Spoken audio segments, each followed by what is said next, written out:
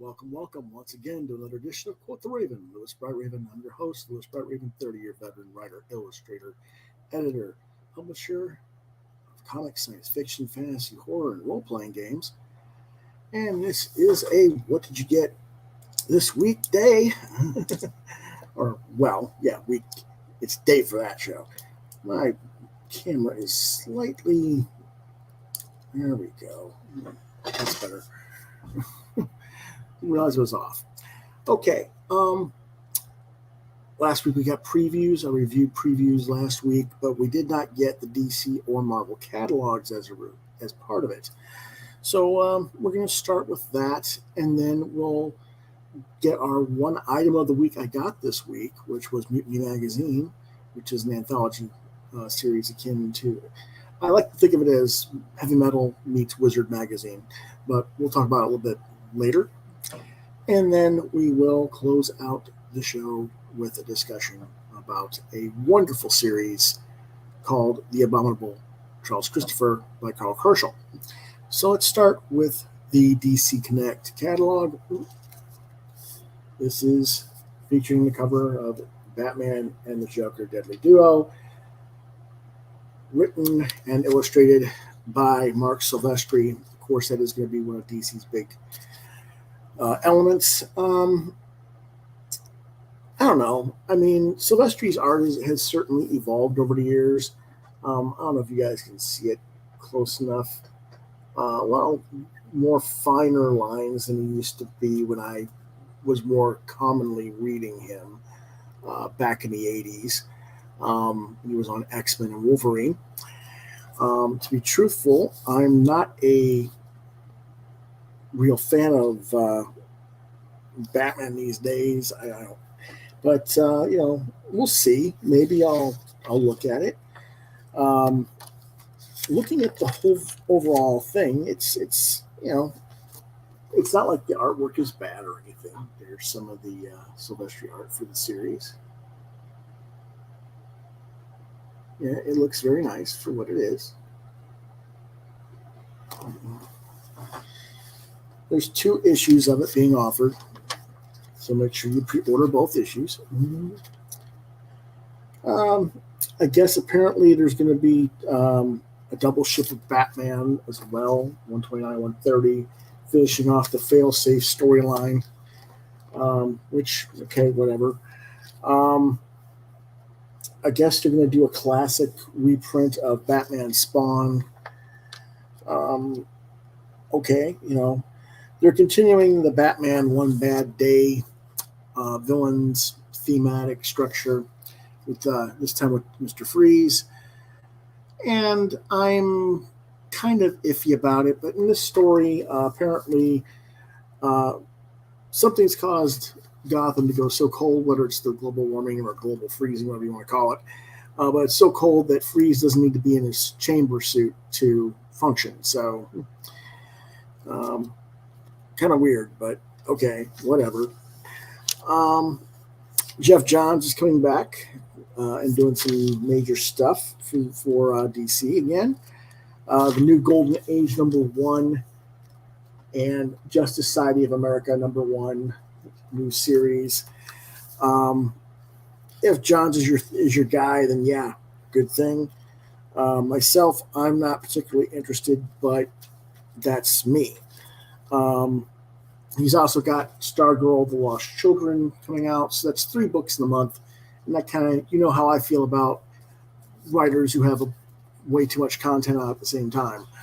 I would have liked to have seen this staggered a little bit rather than all 3 in 1 month, but that's just me. New Blue Beetle. I don't know. He's graduating from high school, I guess, and it's called graduation day, so I assume that's what he's doing. I don't think he's graduating from college.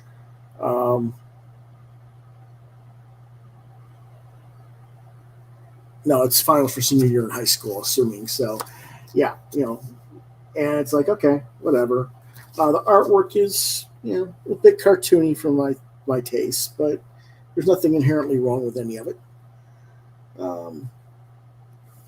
I might look at it, I might not. They make a big deal about DC's 90s rewind covers.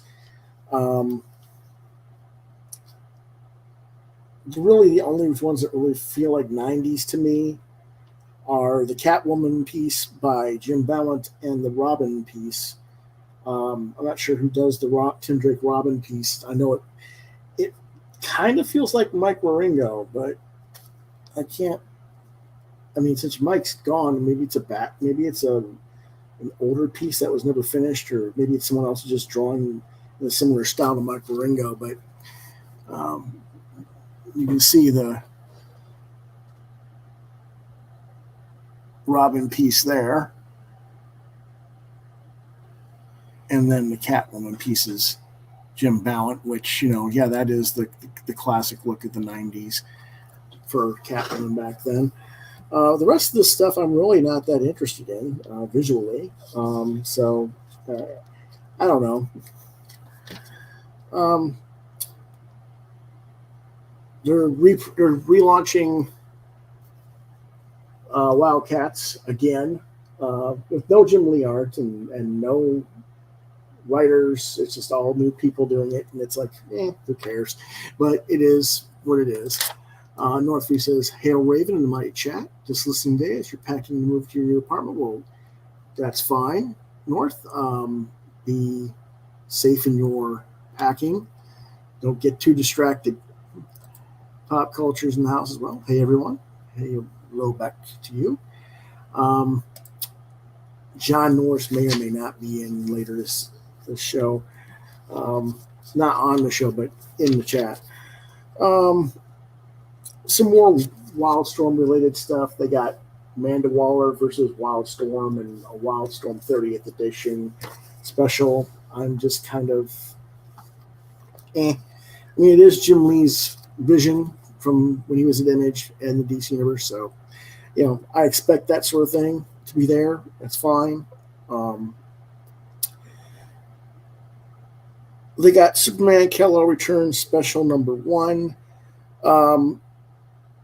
Written by Mark Waid, Sina Grace, Alex Segura, and Marv Wolfman, and the only one I would even give the time of day to as a writer right now is maybe Marv Wolfman. So I'm not interested. I hate to say that, but it is the truth of it.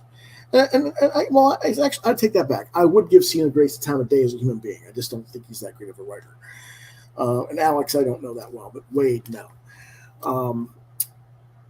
The only book I know I'm pre-ordering is John Stewart, The Emerald Knight #1 by Jeff Thorne. This is the continuation of the storyline from the Green Lantern year run that he just did, featuring John Stewart, of course, as their lead character. And it's drawn by Marco Santucci, who did the Green Lantern run with him, half of it anyway. The other half, of course, was done by Tom Rainey.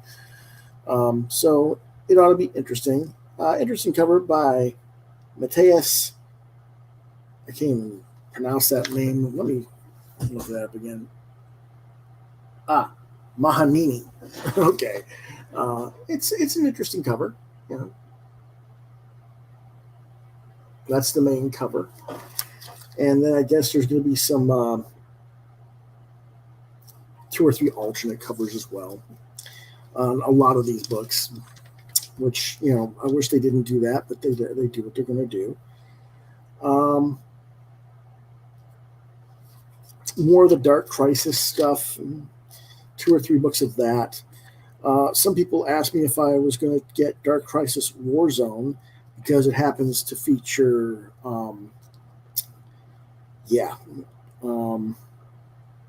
Sojourner Moline, the new black female Green Lantern. And I'm probably not, because I'm not reading the rest of Dark Crisis, so why would I pick that book up? But, I can't, there's no sense in getting every appearance of a character if you're not interested in the storyline. A lot of this other stuff, I'm so far not really thinking. Apparently somebody thinks this is cute. DC scripter got run over by a reindeer. The sleigh was driven by Harley Quinn.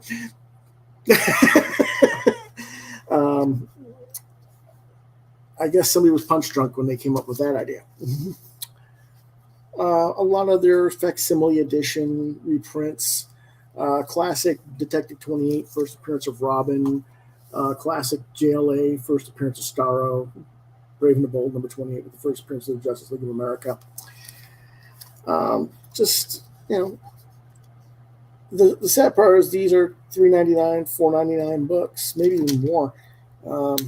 $6.99 books. And it's like, what happened to the $1 facsimile reprints? I'm just asking. I'm not saying they have to be $1, but they probably shouldn't be more than standard modern comics. These are reprints, number 1 and number 2. Who's going to get these except the old people? The younger people aren't necessarily interested. I don't know. If you want to get younger people interested in your classic stuff, you're going to have to make it a little more affordable. Just my opinion. Let's see. There's a new series. I don't know. This is kind of a weird thing. It's an original graphic novel called House of L Book 3, The Treacherous Hope. And this is like I don't know if this is an alternate history or a horror romance of storyline of the history of Krypton. And I didn't even know there was 2 books before this. This is the first time I'm hearing about it. I must have missed it somehow. So I don't know. Have you guys heard about this one? Let me know in the comments section or in the chat.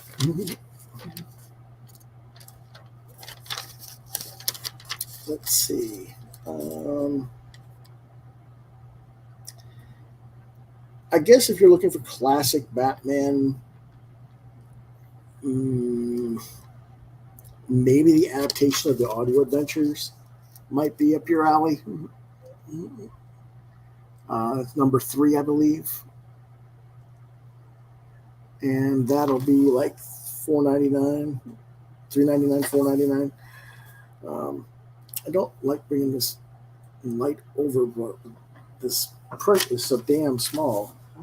$3.99. Okay. Let's see. I know that they want to try and keep these books thin, but the print is so darn small. It's ridiculous.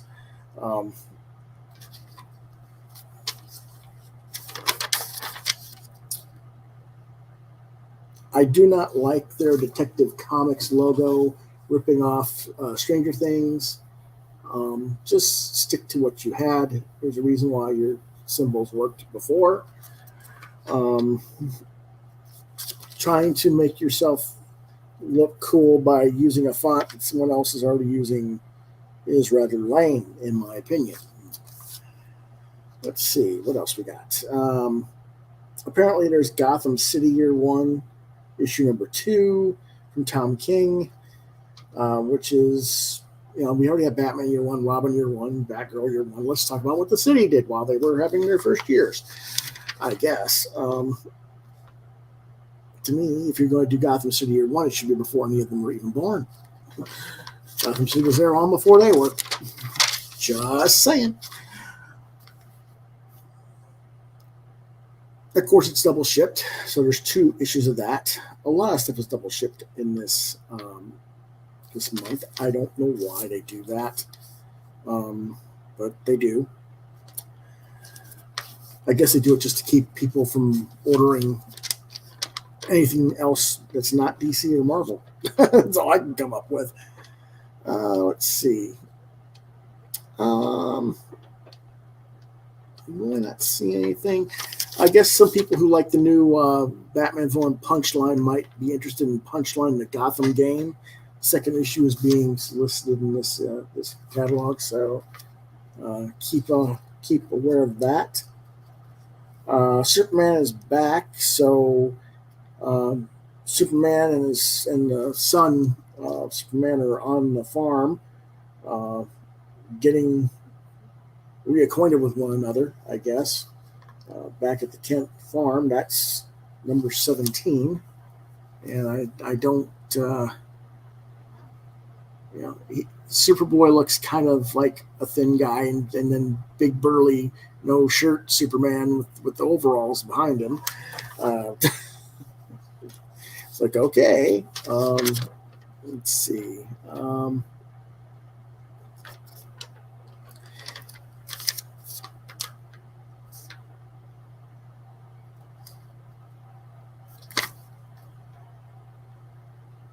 There is a Mike Allred sighting, Superman Space Age #3. So if you like Mike Allred, there you go. There's a book for you. Let's see. Some people have been talking about The Human Target by Tom King. Tom King's a very popular writer. Personally, I don't really have much of an affinity for his work.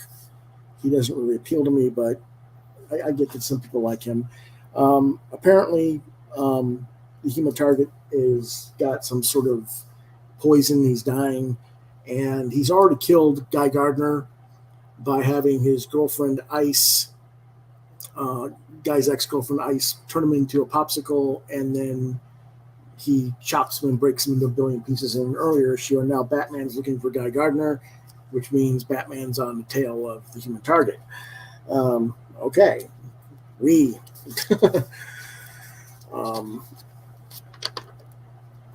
I think Catcher would have been a better choice.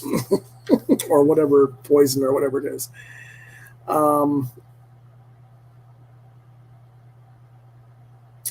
They have a Batman versus Ra's al Ghul collection.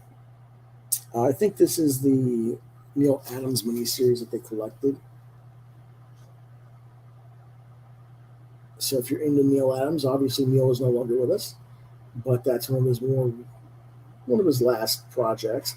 Might be something of your interest.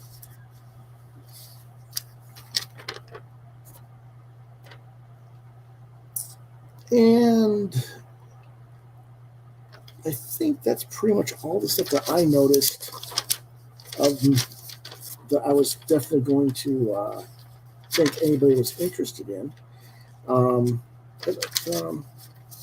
What about you guys? Did you see something else in the DC catalog that you think might have been of notice that I should mention or talk about?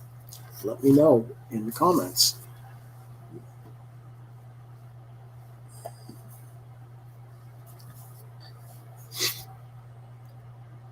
Okay. Obviously, we also got the Fantastic Four #1 Redux from Marvel. That is a funky-looking Alex Ross Dayglow type cover thingy. It's written by Ryan North and drawn by Ivan Coelho. I'm kind of trying to figure out why them. I'm not saying they're bad creators, but they wouldn't even be on my radar to work on a relaunch of Fantastic Four. So I'm not disgusted. I'm just kind of like scratching my head going, why? Claremont is bringing back Extreme X-Men with his original artist for that series, Salvador LaRocca. And either you care or you don't. Personally, I don't, because it's just too late for me to care. Jason Aaron has got Avengers Assemble Alpha, which is uniting the Avengers Forever, and the Avengers of 1 million BC to battle Kang or some other guy, I'm sure, but I really don't care. Jason's writing all of the Avengers stuff. He's got Avengers Forever, Avengers 62. Apparently there is a I guess they're going to fight the Earth's very first Sorcerer Supreme, who looks like he's way too damn muscular. I don't know. It's weird. He's got this really huge bicep, really huge shoulder muscle, decent biceps, huge, underarm here, and then there's like really, really tiny forearm area. What the heck is that? Oh well, he's a weird looking guy. Then they got All Out Avengers. Okay, they all come out of the closet. Who knows? With today's Marvel, never can tell. Whoever Chasm is, I don't know that character, but they're reigniting the Inferno with the Goblin Queen, the Dark Web. I think we see enough of Inferno concept, haven't we? Just seems redundant, and why should I care? Some Spider-Man, some Venom, and it's all related to Dark Web, and I don't care. Apparently, Christopher Cantwell is going to be a regular writer for Marvel now. Lam Medina is drawing this book. Norman Osborn is no longer the Green Goblin. He is the Gold Goblin. And why should we care? Because he got a color change. How many different suits of armor does this guy have to have? I mean, hasn't he been like Iron Goblin or Red Iron something or other? I don't know. It's kind of sad, but oh well.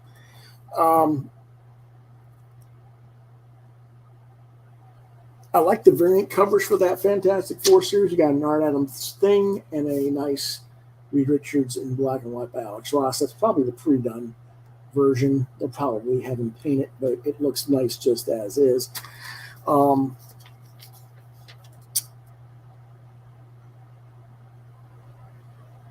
Something has gone horribly wrong in New York, and Thing and Alicia are traveling across America to escape it. Instead of running and doing something about it, something happened in New York and they're running away. That sounds like a really good idea, doesn't it, guys? But when they reach a small town for the night and they wake up, before they arrived, they find themselves caught in a time loop. So in other words, it's the Thing and Alicia in Groundhog Day.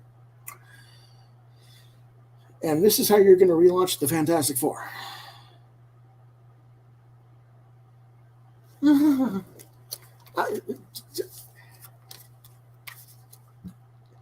I'd bang my head on the desk, but no. Lots of variant covers. Phil Noto. They got a variant gem by Jack Kirby. Here's the good one, though. They got a Frank Miller one. And I think you guys have already heard about this one from a couple of weeks ago before they even solicited it. But that's your Frank Miller variant cover for this book. Something else to see. The artwork by Cabello actually doesn't look too bad. Or Coelho, pardon me. I'm not going to say the art looks bad. The black and white art does not look too bad. Sorry that I can't get it to, there we go, a little bit clearer, but, I'm not too bad with that, but, and there's some cute stuff going on at the bottom. They want to chase the guys off or something. And as soon as the guy realizes that it's the Thing, he's not about to try and mess with the Thing, so he hauls off in his car or in his truck and leaves. So it's different. But anyway, Judgment Day Omega #1. Miracle Man reprints of Gaiman and Buckingham's Miracle Man. Deadpool, another #1. Written by Alyssa Wong and drawn by Martin Kokolo. I've heard of Alyssa Wong and not heard of Kokolo, so I don't know who that is. I'm going to guess that this is Kokolo's art. It looks okay.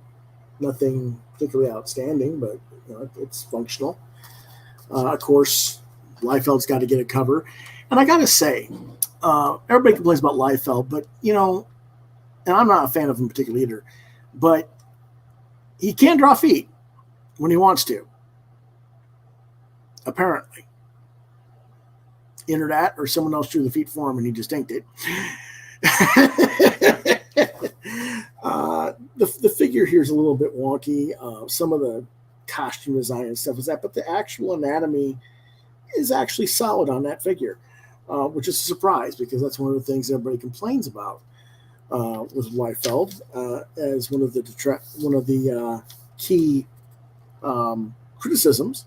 So, and truthfully, I've looked at other stuff of his, and some of it doesn't look too bad for him. I'm not saying it's great art, but I think we can honestly say, if you really look at his body of work, that he has improved in some ways over the years, and he's not just the crappy artist he was 3 years ago.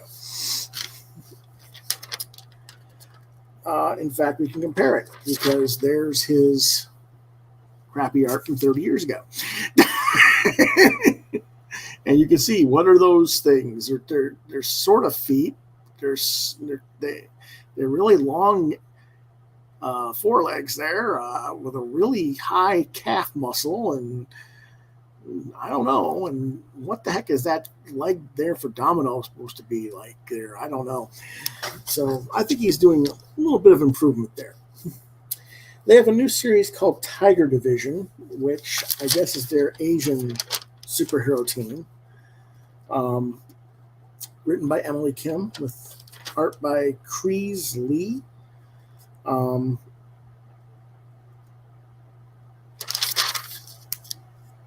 don't know. It looks okay for what it is. I'm not going to knock it. I don't know why it's called Tiger Division necessarily, but it is what it is, and it's all new characters. So maybe if you're looking for something different, you can try it. And if you still want to stick in the Marvel universe, Tradd Moore of can't remember what he's known for Image there. Do you guys remember what Tradd Moore is known for? Strange Days of something. Luther Strode. Luther Strode. That's what I was trying to think of. He's got a Doctor Strange miniseries coming out called Fall Sunrise. It's 4 issues. It's definitely the wonky looking Tradd Moore type art. So if that's your bag, there you go. I'm kind of waiting for someone else who's supposed to have a Doctor Strange series, or so I was told. And John just got home from rehearsal, and he's about to do some other business for our friends, and then maybe he'll join us.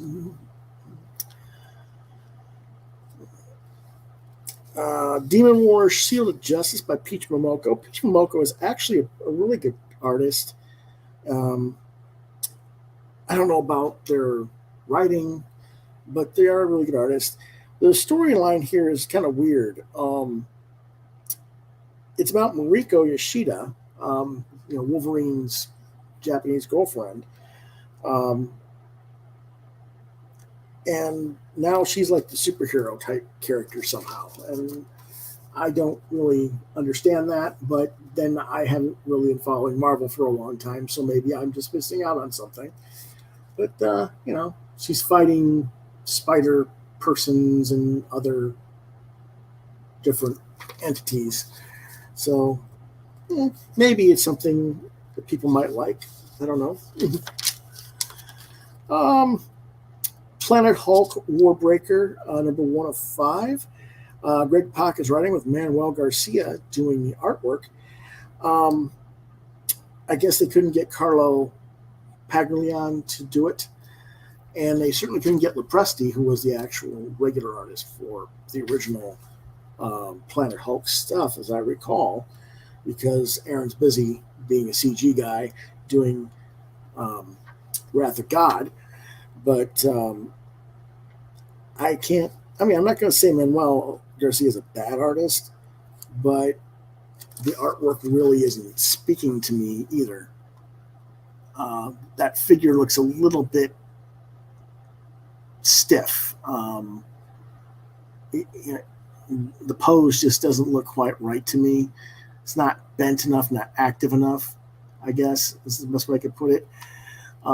Then he's shifting weight there with a big, weird-looking smile, and then the close-up on the eyes. Let's see if we can get a closer look up to the smaller stuff. It's a little bit too blurry, but it's just kind of there. Not anything that would make me really try it. Again, the Extreme X-Men are back.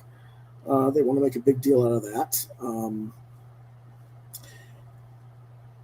One thing that's kind of cool is they have a cat variant cover by my friend Chrissy Zullo.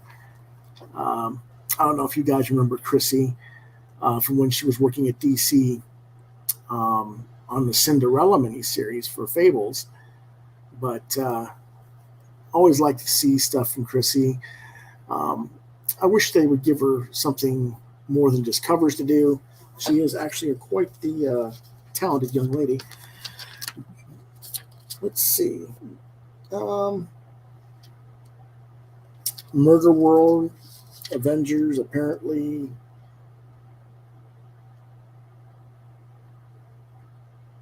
There's an online version of Murder World that the Avengers have to go get stuck in, I guess. Okay.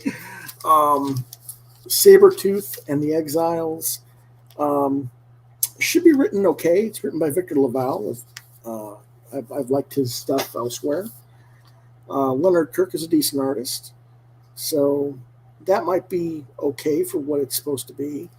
I'm not interested in the characters because these are the weird villains that were kicked out of Utopia, including Sabretooth.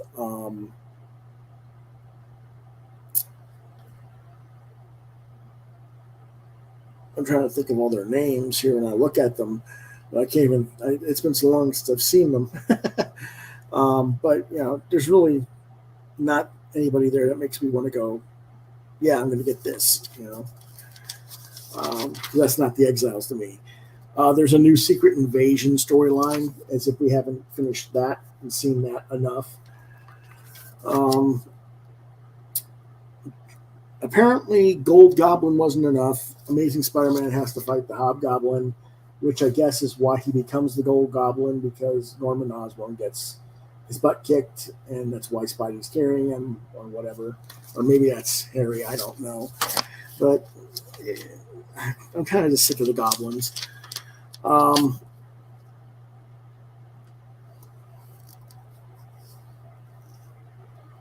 There's not a whole lot here.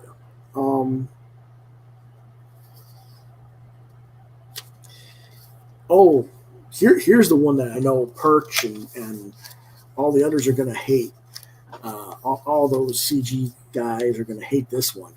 Yeah, it's Peter Parker and Miles Morales, Spider-Man Double Trouble, because written by Mariko Tamaki and Vita Ayala, who they all hate. We can't have a black woman and a lesbian Canadian woman writing Spider-Man. No! Jihiro is actually Jirahiro, rather, is actually a pretty good artist. It's got another variant cover from Chrissy, actually. So that's the one here. It's by Chrissy. So, again, you see that right there. Now, I could see a whole book done like that. It would be just fine for the kind of comics that Marvel is producing. It'd be fine for an all-ages, kid-friendly Spider-Man comic. So I don't see why they don't just give her a regular assignment. But, who am I? Let's see. J.M. DeMatteis is returning to Spider-Man with The Lost Hunt. If you liked the Kraven, Death of Kraven storyline, This might be something of interest to you.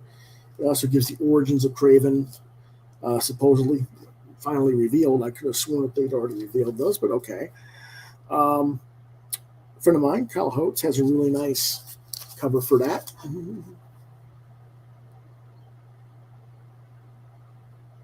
Kyle's another person that really should be doing more than just covers, but I'm glad he's at least getting work.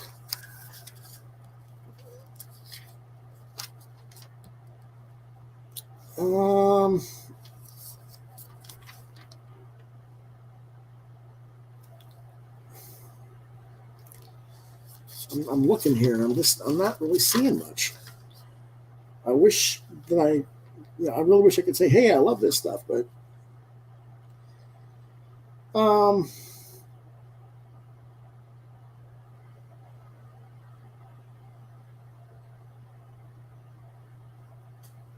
I guess if you're into Blade, there's a new series called Vampire Nation, written by Mark Russell, with art by Miko Suion. Not his cover, though. Should be his cover. Miko's a good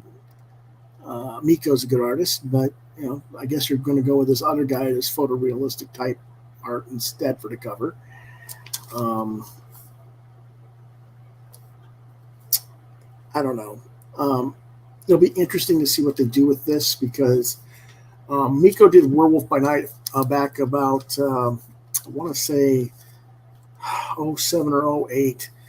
And I know he's learned from his lesson. But back when they did that book, he did the pencils. And instead of doing inks over it, they just digitally darkened the pencils and then tried to color over it. And all the pencil grain bled through the colors on the actual printed book.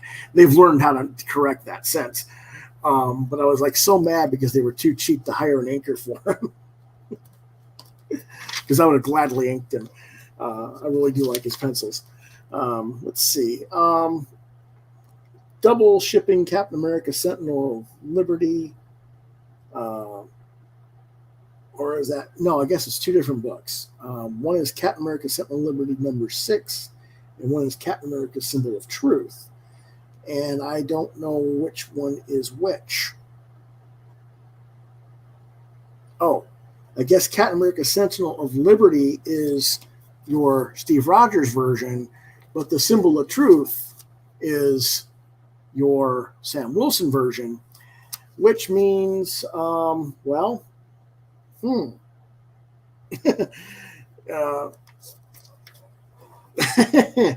well, there's all kinds of things you can read into that. I'm not going to go there. Let's see.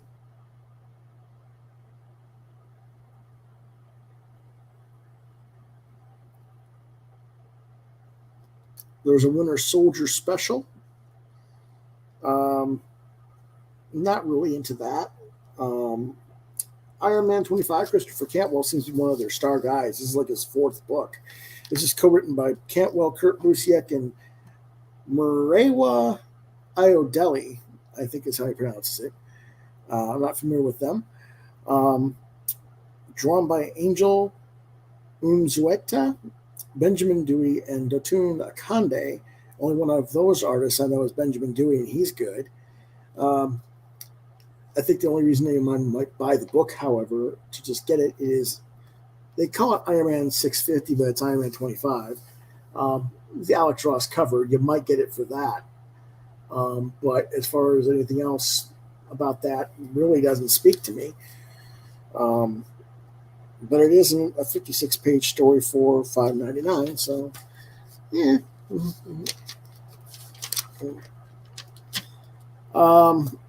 Claremont's also doing Gambit, number 5 of 5. There's X-Men Legends number 4 by Ann Nocenti and Javier Pina, which has a variant cover by Kevin Eastman, of all people. And it's one of the stories with Longshot and Mojo. So, if you're in the Longshot, at least you got the right writer writing it. As funny as that just sounded. The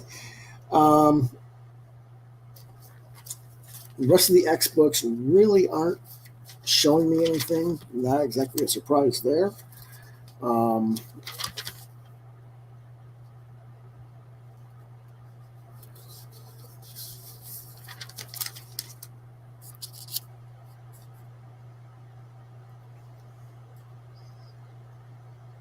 Apparently, there's a one-shot book by Black Panther called Unconquered. That's a one-shot for $3.99. There you go. There's what that's going to look like. I don't know. It's supposed to be new reader friendly. We'll see. I might take a look at that. They're also going to have a new arc of Black Panther written by John Ridley with art by Ramon Peralta with another Alex Ross cover. And they're going to have the facsimile edition of Fantastic Four 52. That, of course, is the introduction of Black Panther in the FF. And, of course, that's a $3.99 reprint as well, because we can't do cheap, proper reprints. We did True Believers for $1 for quite a few times, but not going to do that anymore. No. Let's see. Yeah, I'm just kind of...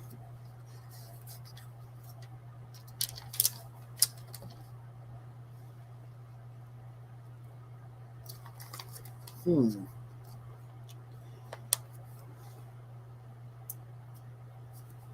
don't know.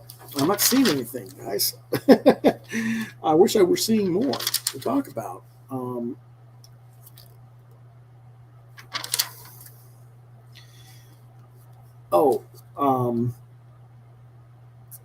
Chuck Dixon had to throw a fit about this on his Facebook channel. Cross-Gen Tales. They're reprinting the first issues of Muse and Sojourner Sojourn and Mystic and the stuff that was the actual real cross-gen stuff. And he was complaining because his pirate comic wasn't being reprinted. It's just because they're holding me back because I voted for Trump. Because I wanted Clinton cash.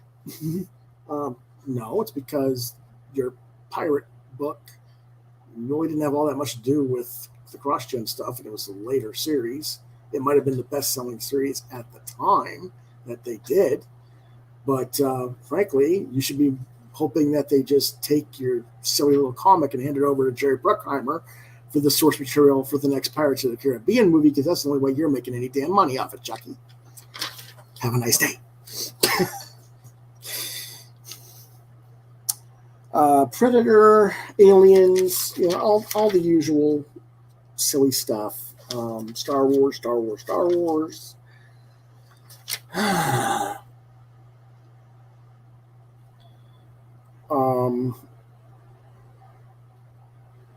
I wish I could, here's something that would actually be really cool. What if Into the Multiverse Omnibus Volume 1 with a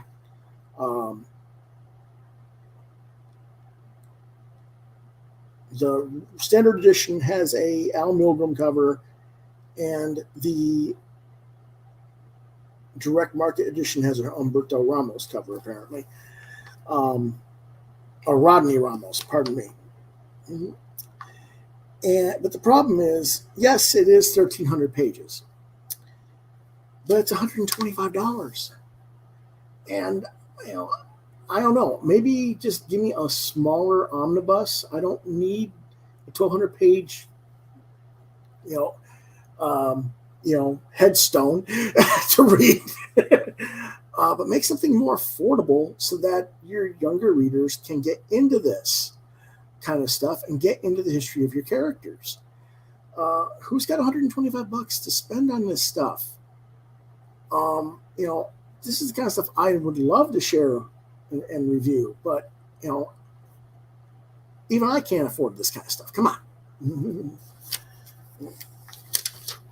And you guys know I spend pretty penny on comics.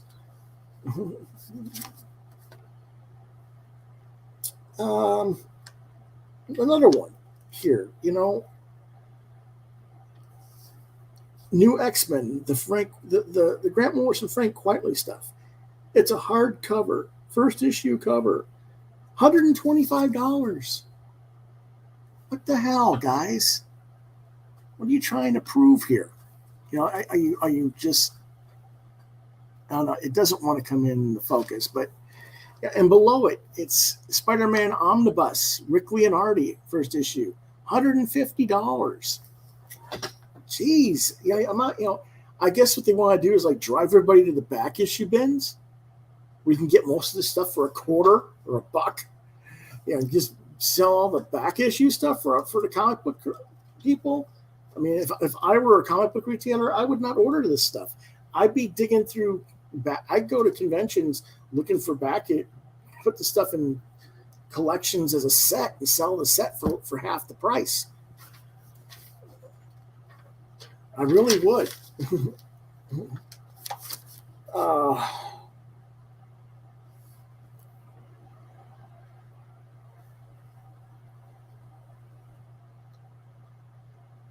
Marvel Masterworks hardcovers, they're $100 each. Come on, guys. Dazzler, $75. Dazzler? Dazzler Volume 4, not Marvel Masterworks. $75 for Dazzler. I mean, come on. Oh my goodness. Is printing really that expensive that we have to charge that kind of price for Dazzler reprints? Come on. Oof. You're killing me, Smalls. You're killing me.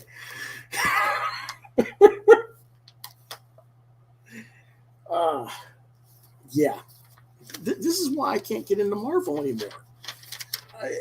People always ask me, why don't you buy more Marvel? Even if there was stuff I wanted, that I would consider getting as a trade or an omnibus, it's ridiculously out of the price range.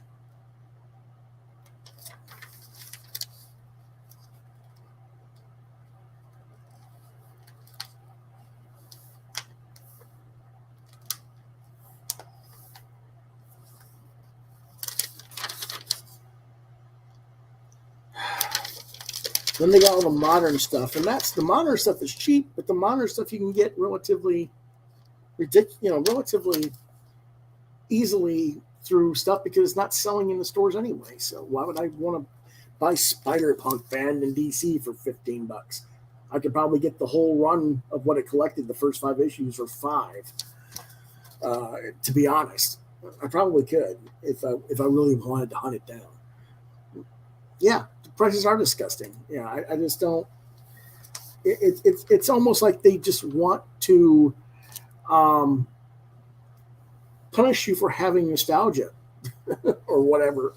You're not buying our current stuff, so we're going to make you pay through the nose to get the old stuff. I guess.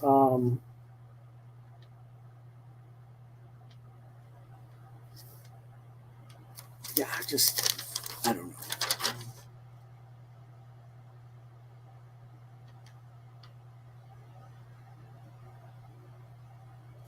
Yeah, I'm not seeing it.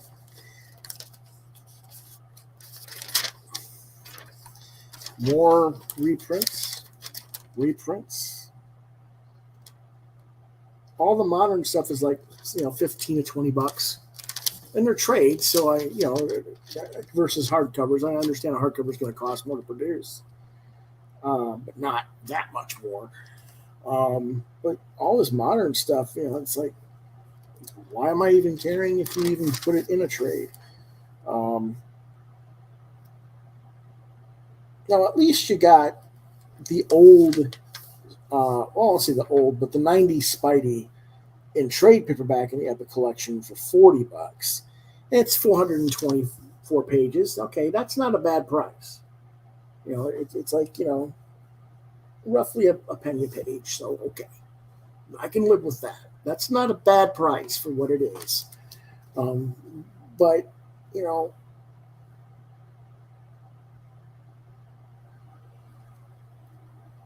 is it necessarily any stories that I want to read? I don't know. It looks like I said, it's certainly the Bagley era. So it's like the 90s stuff, Invasion of the Spider Slayers.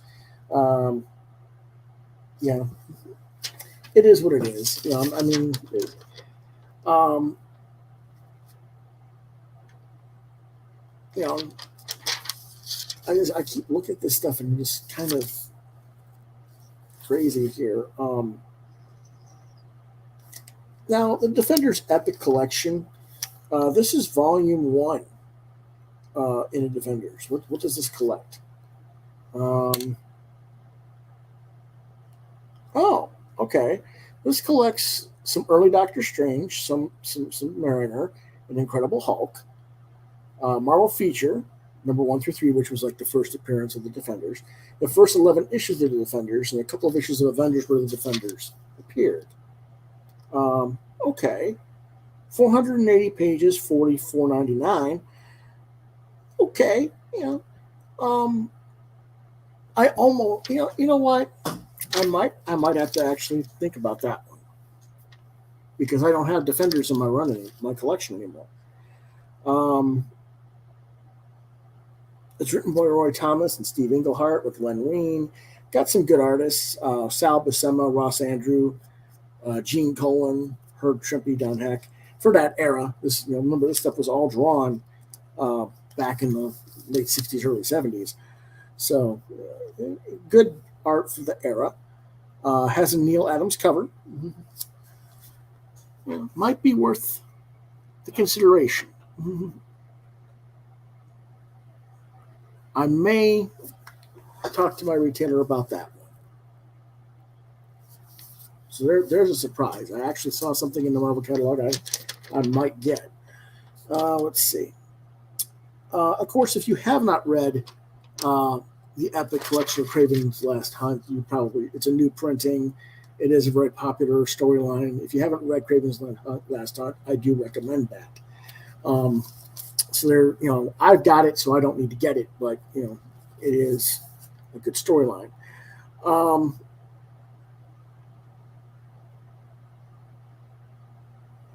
Return of the Ghost for Iron Man Epic Collection. This is Volume 14. I don't know. Again, Kraven's Last Hunt was volume number 17. If you want that storyline, again, this is a new printing, so this is one of the more popular runs back from the 80s. So it is what it is. Let's see.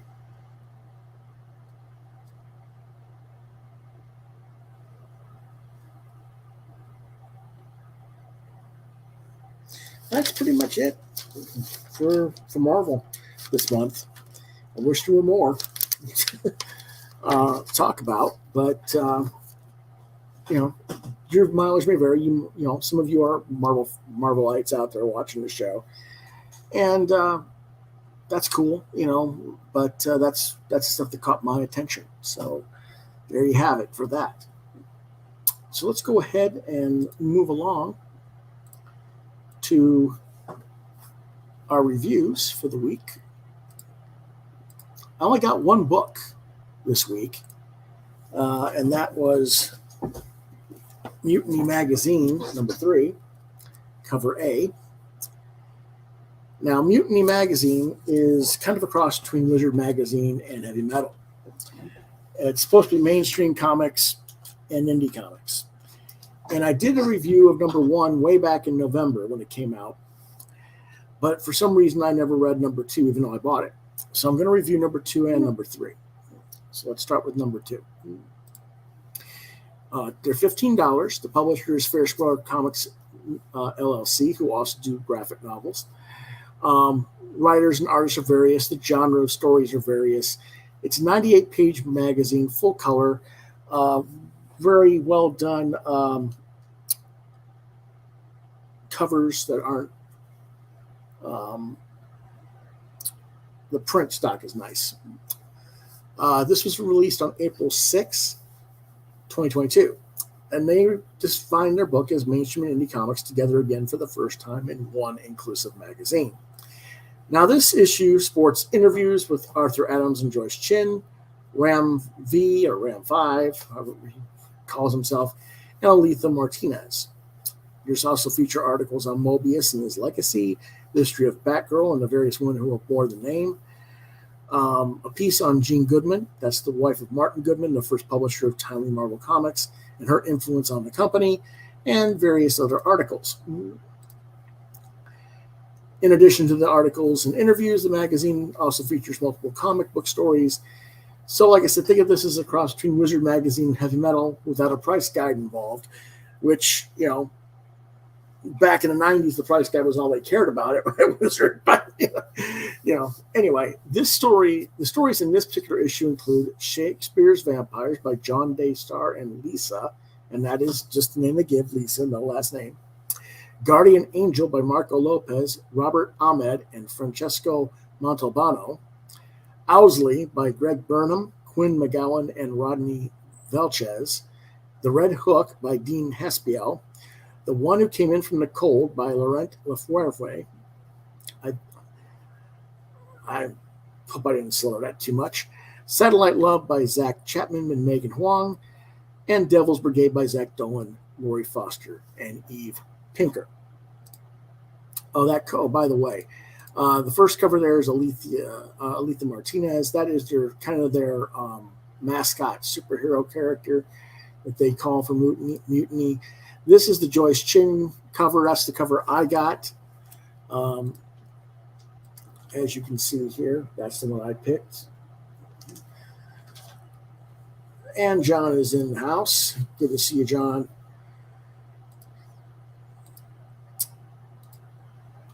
This is cover 3 by Lisa. This is the kind of the manga type looking thing. What did I think about this magazine? Well, I loved the author Adams and Joyce Chin interview. I've never met Joyce before, and I've only seen Arthur at San Diego Con one time, just as he was just at the end of his signing time at a Dark Horse booth. And I want to say that was way back in '99. So I don't really know them at all, but their personalities really came through during the interview, and they seem as fun as their artwork looks. There was a one-page article about a 1950s female Robin story that was not my cup of tea, but Sasha Wood from Casualty Comics would really geek out hard. That's her zone. So it's cool if they did that. The next thing that they featured was the Shakespeare's Vampire story by John Daystar and Lisa. Lisa's artistically strong, but it's a preview story that's going to be continued later in a different, not in the magazine, but as a graphic novel. So any interest I might have had got dusted with the morning sun. Damn you, Romeo. It is what it is. The story was kind of weird in that one gang of vampires get dusted by arrows, but they reconstitute from being dusted shortly thereafter. I don't know. Maybe if and when it comes out as a graphic novel, I'll look through it again just to see what it is at a more overall concept. But what I saw storyline-wise wasn't that impressive, but the art was nice. So, if the art is enough to entice you, then maybe it's for you. I'll show you the art here in just a second.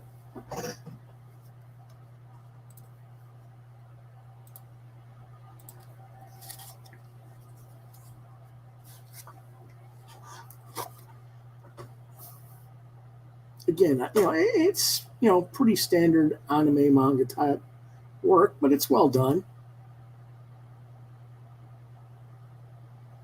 Especially when it's all one person doing it. You can get a really close up of the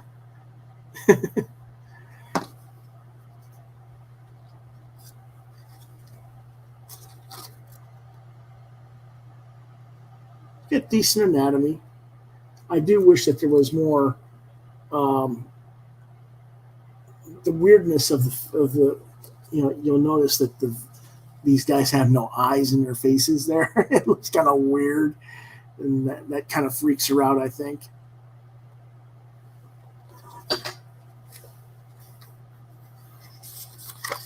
And again, the artwork, like I said, it's all right,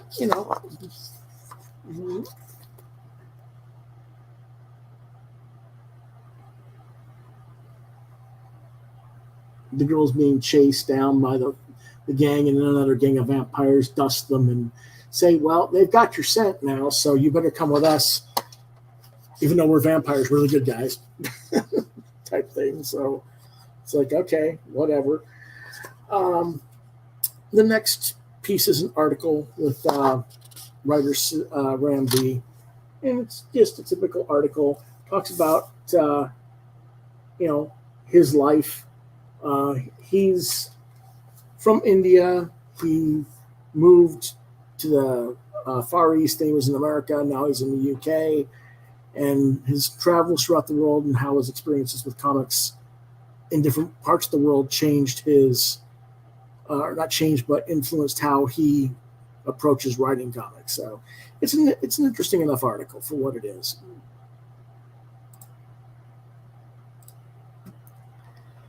I'm not really a fan of his work, but it is, there's nothing wrong with someone interviewing the guy. And it does give people more insight as to how and why he writes the way he does. So maybe it'll change people's perspectives, and like myself, to have a more of an appreciation for his work in the future. So we'll see. Of course, the next feature was the article on Mobius, and for a short overview piece, the author of the piece, Laurent Millican, does an admirable job. After all, with Mobius, you can write volumes on the man and his work. So this is only a few scant pages. You're expecting fluff, and it really wasn't. It's more of it's not an in-depth look, but it is a personal and intimate enough look from the perspective of the author who actually did know Mobius and was friends with him. So that's, respectable enough. That features the cover there as well. This is one of the other covers they had. This is their Mobius tribute by Moratat.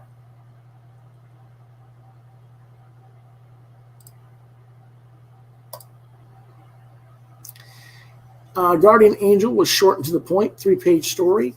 Works really well for what it is. Well done. I have nothing but respect for that.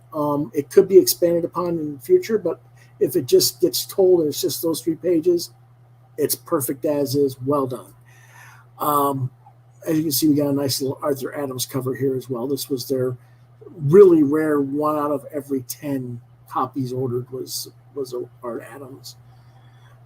Anyway, Owsley is a new series feature, continuing from the adventures of the character from the graphic novel Noir is the New Black that Fairgraphics released before they did Mutiny. I've never read that series, but it's a crime series starring a black police detective in Arkansas in the late 1980s.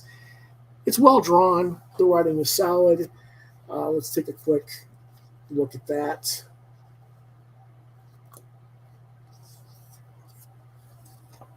For what it is, I think the artwork looks nice. That pickup truck's a little bit wonky there, but I don't know what model of truck that's supposed to be from the 80s, but most of the other vehicles and the housing, architecture, and layouts of rooms and clothing all seem to fit the 1980s. So I'm willing to give the guy a little bit of a break for drawing one little thing a little bit off like that. But he's investigating a teenage athlete star who's been murdered, and they want to try and figure out if he has any enemies. And the cop realizes that this kid could be himself. A very similar historical background. At the end of the story, end of this chapter, and this will continue into the next issue, hopefully. It just says it's to be continued. He finds that there's a woman in the back of his car after everything. He's talked to the media about everything, and she tells him that she has information on who did this, but she doesn't want to testify. Mm-hmm. And he's like, well, you're going to have to. And he's like, well, I'm not going to help you then. And she's like, well, why should I even trust you at all? Because I'm your half sister by your father. basically. And he's like, huh? So that's a nice little twist at the end there. Um, like Batgirls Really Matter. There was a Batgirls series just called Batgirls that featured all the different Batgirls in one team book recently from DC. And this is an article about the history of the Batgirl characters and why these characters actually do matter and are significant.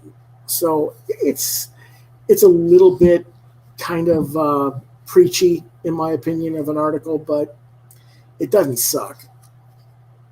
It's interesting enough to make it worth reading, and you learn the history of the different characters. So it's not too bad.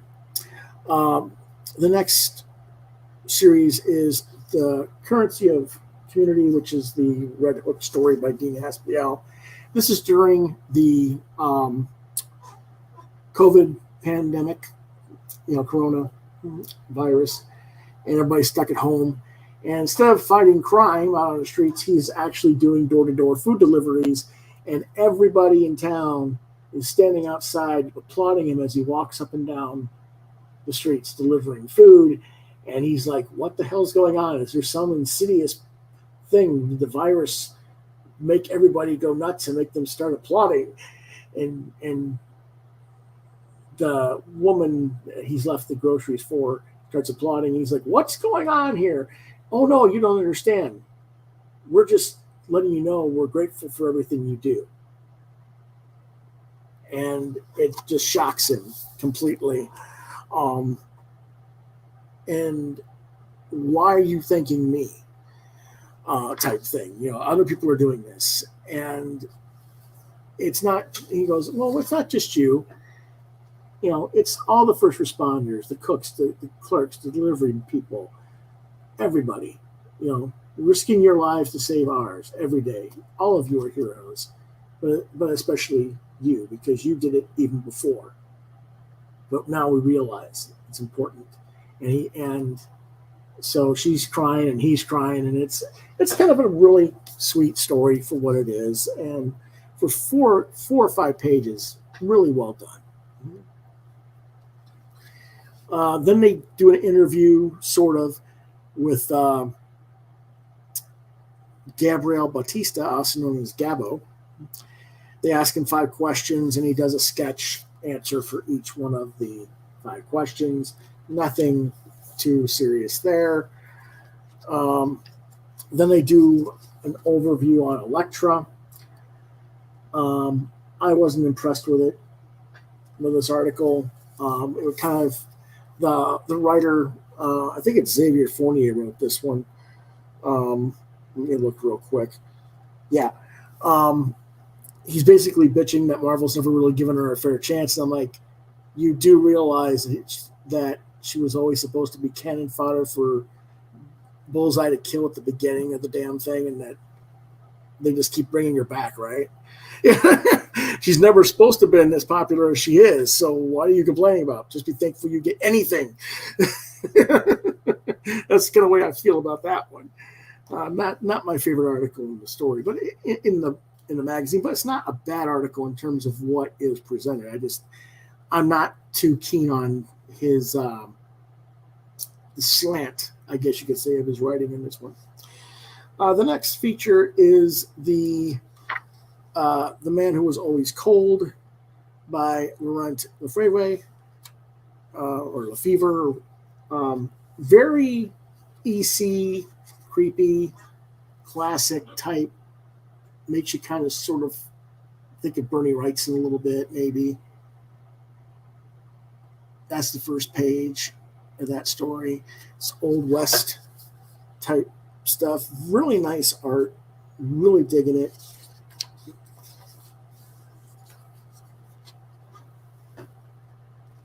It just has a very classic EC feel to it. And to see that in black and white amidst the rest of what's in this book, it's a really nice digression, and makes it stand out.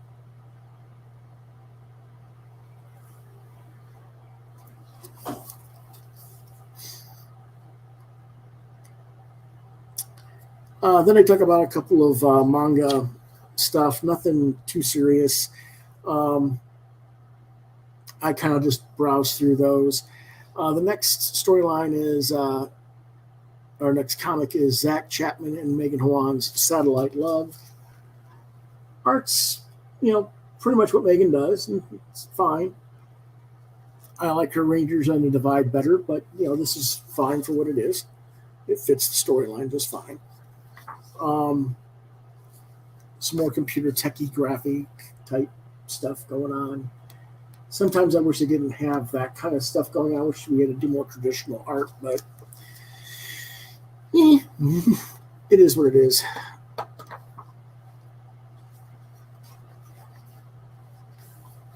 And it is a self-contained story, so.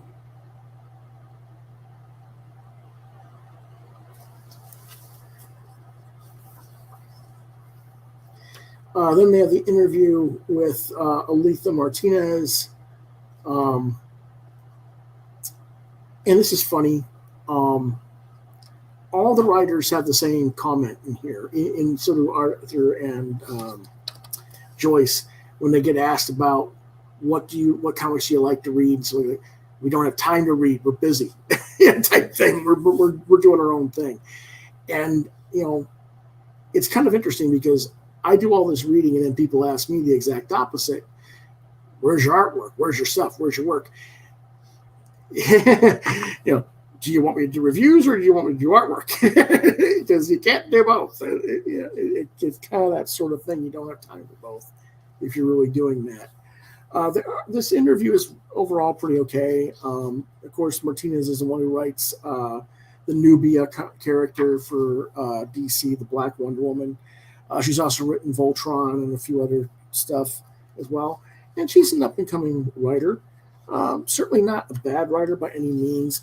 I think she gets a lot of flack just because of what's going on with different stuff in fandom, but it is what it is, I guess. I don't, how I feel about that. I don't aspire to, or, I don't believe in ripping on people because of their race or gender or whatever. Good article on Jean Goodman, the original Marvel girl, as they will. Talking about really the pre-Marvel stuff when it was timely, and Miss America and Patsy Walker and stuff like that. So that's a good article. And then it goes into the last story, which is Devil's Brigade, or I think it's called Devil's Brigade. Devil's Brigade. And I'm not gonna. That one's a little bit more of an adult type storyline. It's Nazis and werewolves and stuff. And I'm not going to show most of that artwork because it has the Nazi symbol on the Nazi soldiers, and that is accurate to the time and to the characters. But this is YouTube, and someone might give you a strike if I show it. So I'm not gonna have to spare on that one, I'm afraid. But it's basically a werewolf out in the woods, and he's in his human form, and the Nazis have captured him, and he transforms and tears them all to bits, basically. And then he goes out, and someone meets him, and he transforms back to his human form and says, "Okay, give me my dog tags and give me a new uniform. I'm ready to go back to camp." So it's all right.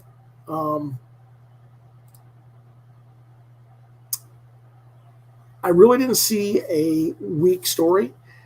I looked back at what I gave ranking for issue number 1 of Mutiny, and I gave that a 4 stars. So I'm going to give this one a 4 star as well. The only thing I really didn't like was I could not get that Art Adams cover because my retailer had to order a minimum of 10 copies of the magazine for every copy of that cover. And my retailer only ordered 4 copies, which is their standard, and that usually actually surpass the orders that their orders of heavy metal, because they usually only get 2 or 3 heavy metal. They got 4 of Mutiny, so they're trying, but 10 is just a little bit too much to ask. Unfortunately, I also think that this book has been getting overlooked because it is high quality. And maybe I'm a little bit to blame for that myself, for not reading it and reviewing it more frequently than I did, and having not reviewed it since November of last year from issue 1. I do recommend it for ages 16 and up for language and adult situations. Of course, that last story mine has a little bit of sort of pseudo-nudity going on as well. So that's that. Our next book is that third one that just came out this week. Came out yesterday. This is the Marcus Williams cover on, and this one features interviews with Jason Aaron, Kelly Thompson, Bill Sienkiewicz, and the Miranda brothers. All solid choices. But I do wish that these guys would start interviewing some more legit, independent, and underground creators. When I say indie, I mean real indie, not the mid-tier guys. Obviously, it's just there. The articles that are retrospective on Billy Graham, who they say wanted to be the Black Jack Kirby, or he's sort of kind of referred to as the Black Jack Kirby by many in certain aspects of our fan community. There's an article with the Lumberjanes creator Shannon Waters talking about, there's also an article talking about comics in Ukraine and Russia.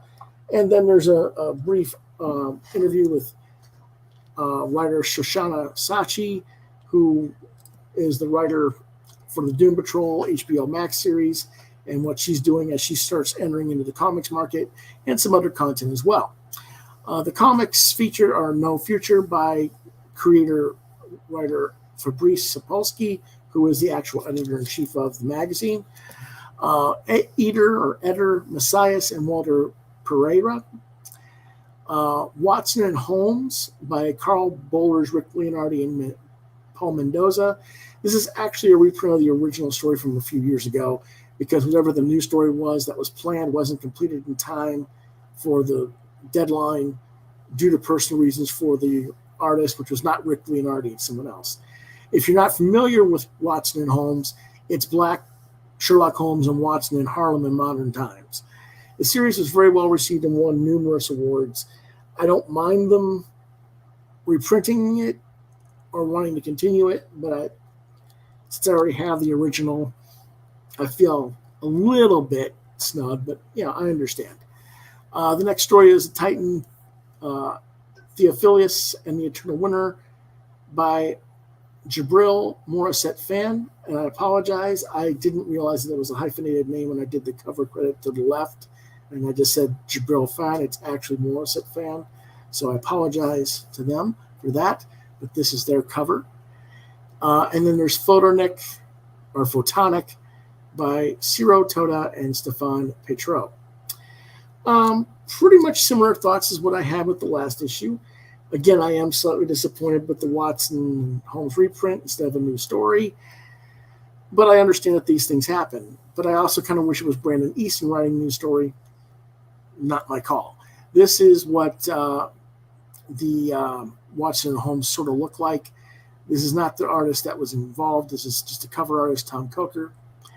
But it is what it is. The issues articles are okay. The Russian comics articles really doesn't talk about any of the artists from that region, which is what I would have been talking about if I was going to talk about Russian comics. Instead, they, talk about Marvel and DC characters who are Russian. Well, who cares? I'd rather have discussions with articles who have fled Russia and Ukraine because of the current political circumstances and how that's affected their lives and how that's affected what they're doing in comics. That is what I would think would be a more valuable article to write, personally. That's just me. The interviews are okay. I just didn't really care for their creator choices this issue. The Sienkiewicz interview is by far the best one of the bunch. I knew Kelly Thompson back when she was just a blogger, so there's nothing there of note in the interview for me because I've already heard it all before, basically. And Jason Aaron, I've he's been covered enough. I know what he's thinking. And the Miranda brothers, I read We Live. It was an okay thing to read their interview, but as for the comic stories, No Future was carried over from issue number 1, which I don't remember because it's been so long since I read issue number 1. So I kind of have to go back and reread that to get more context. Again, Watson Holmes is a reprint story. Quality story, worth checking. The Photonic story was okay, but it's a preview to a graphic novel, so I probably won't pick it up. This is a slightly less quality issue than the previous two, but you can't and shouldn't expect the higher top level of quality for every single issue, no matter what the product. People are human, things happen, and things just don't go. Sometimes things just don't click for me as a reader or for you as a reader as well. So this is only a 3-star out of 5, but that's certainly nothing to scoff at. Recommended for ages 16 and up. I'll go ahead and show you some of the artwork from the magazine.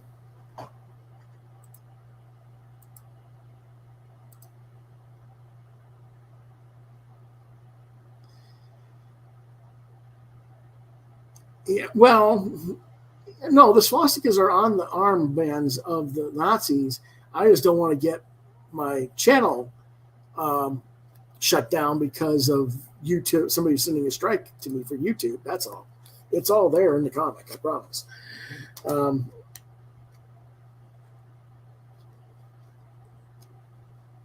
This is the No Future artwork.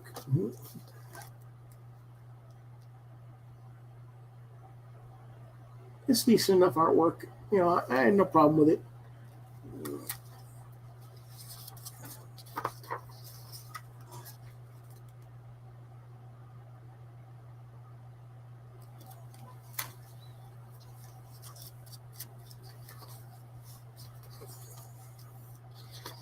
It will be continued in the next issue, so hopefully, you know. Then there's the article of Kelly, and they don't even have a picture of Kelly, just pictures of different books she worked on and stuff. And I was like a little bit surprised that they didn't do a picture of her. They talked about her her books that are out on her Substack, like Black Cloak, which is the only thing I haven't really seen or heard about before. So the only thing I'm interested in, they don't really talk about that much, of course. She said it'll come out from Image at some point, so we'll see. Then, of course, this is the article about, pardon me, like go check his name again, Billy Graham, the Black Jack Kirby, and his influence on comics culture.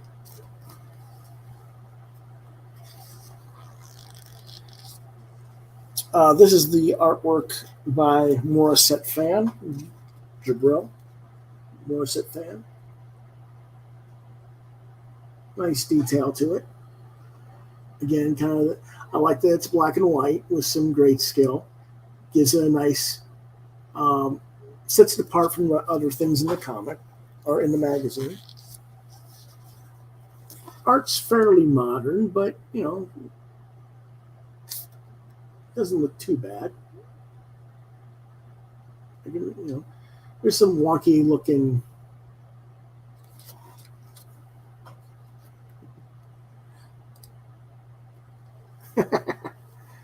Yeah, well,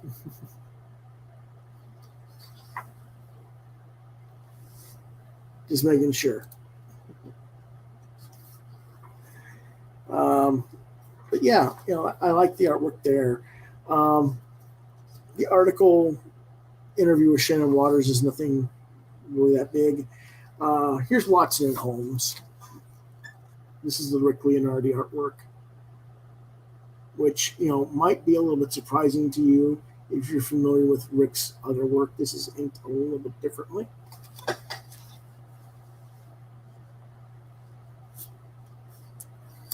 Than what Rick is usually done and colored a little bit.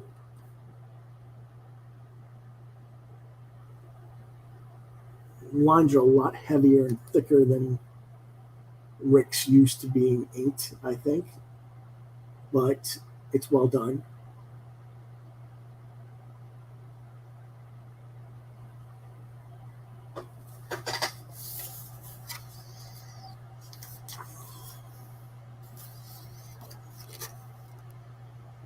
And that's when Watson and Holmes are talking to the doctor who's making out the report on the kid who died.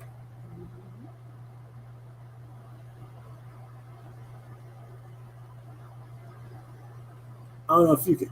I can see the Leonardi in it, but I think a lot of people probably are missing it because it's done so differently than his usual style, and colored with a lot more color gradation tone for lighting sources than what his work normally gets. Looks very different, but very interesting. Mm-hmm. The Sienkiewicz interview,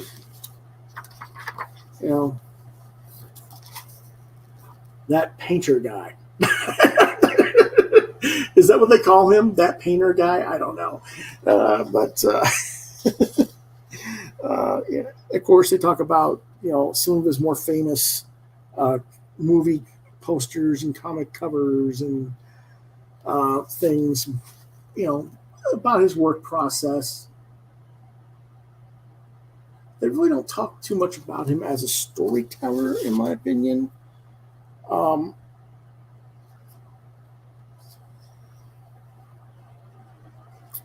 Which, I think is kind of a shame. I mean, they do talk a little bit about his work on Moon Knight here, but, he was a lot more than just Moon Knight. And, a little bit of New Mutants. There's, he did other things as a storyteller in comics. So I would have liked to have seen a little more discussion about that. Again,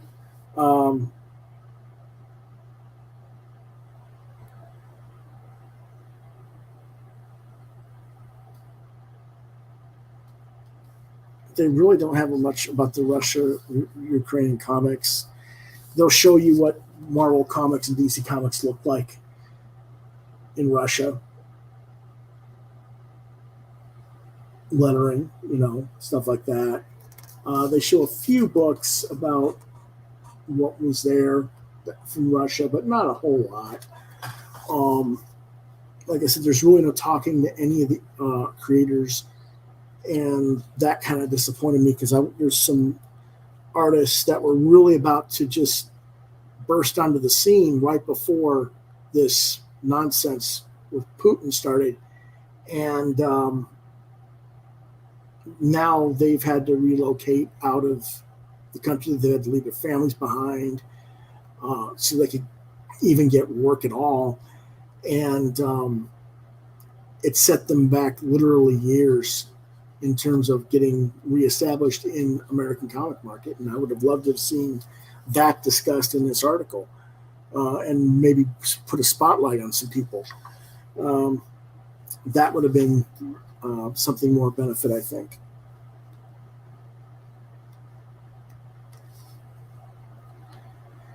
They have a Michael Gaydos interview, but it's not really an interview. He just tells you what his favorite covers or art pieces for different projects he did were.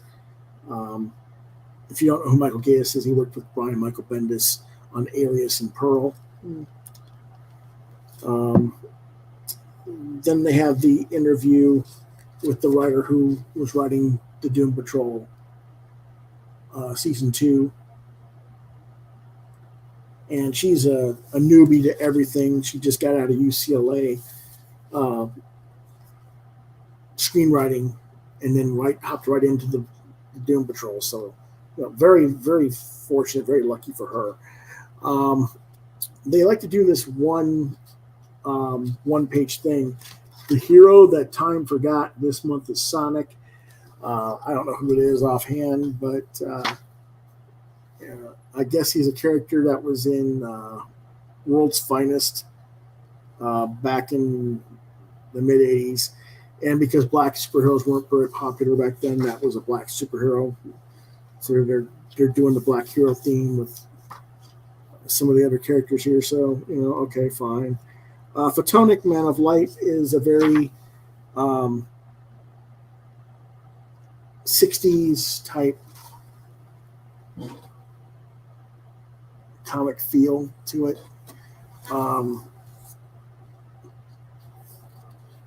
Kind of that New Gods sort of, but not. I don't know.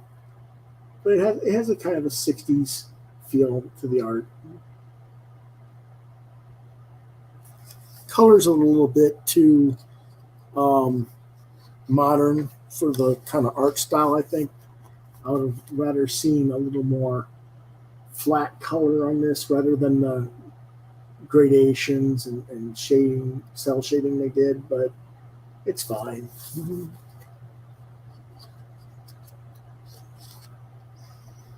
that pretty much goes through the end of the back end of the book, I believe. But you can see more of their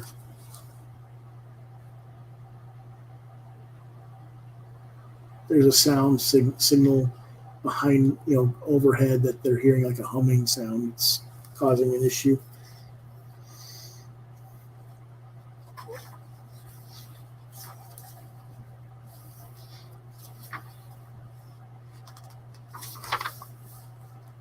And then, of course, this is a complete story.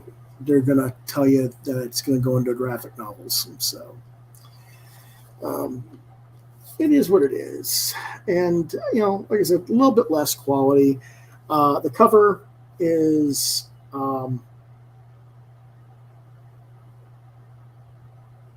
this was the best cover of the group. And it's not my favorite, but, it's okay. I happen to like the Joyce Chin cover better, but for issue 2, so at least we get the picker covers and not get a bad cover that we don't like. I'll give them that much anyway. North Free asks, random question: what's the best you'd say must get comic of the last few months? If you're saying something of that's just been released,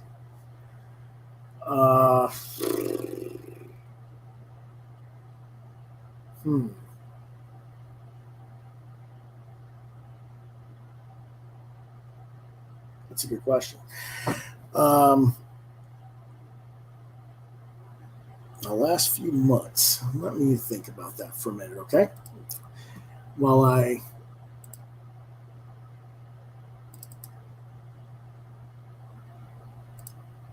do something here. Probably Kill Lock, I guess, would be the go-to for that. Yeah, Kill Lock or Kanto. And of course, there's always the obligatory Usagi Yojimbo. And those all three, I believe, come from IDW Comics offhand. But just saying. As far as that, now, of course, if you're talking about crowdfunding, you got to go with their own The Prestige Wraith of God. And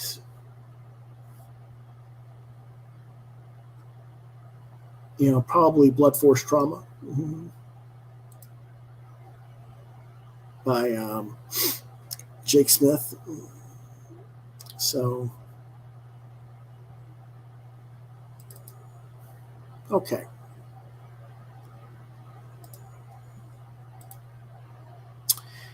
Now we get to talk about our featured review. Last time I was here, I said I would do a review on kids' comics because I hadn't covered them a lot lately, and we need to cover them because people like Birch, Satyrs, no such thing as good kid comics anymore to speak of.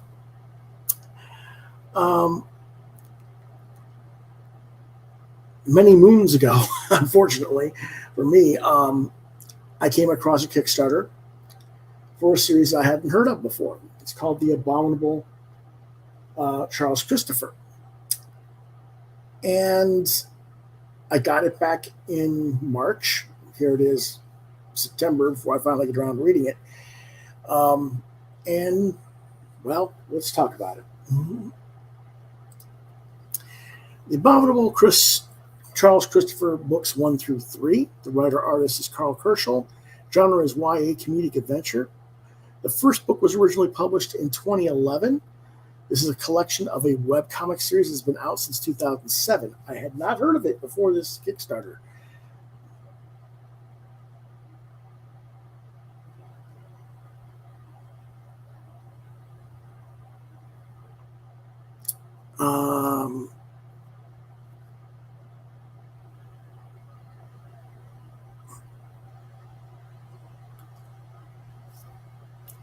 I don't, hold on a second, Kilrog. Green Lantern, no. I'll get back to that in a second again with you, North. But let me talk about this, because this is important.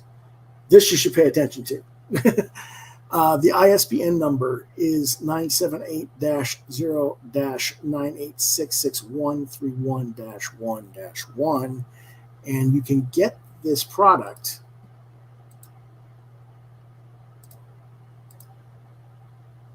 I'm going to go ahead and write the shop address down here for you because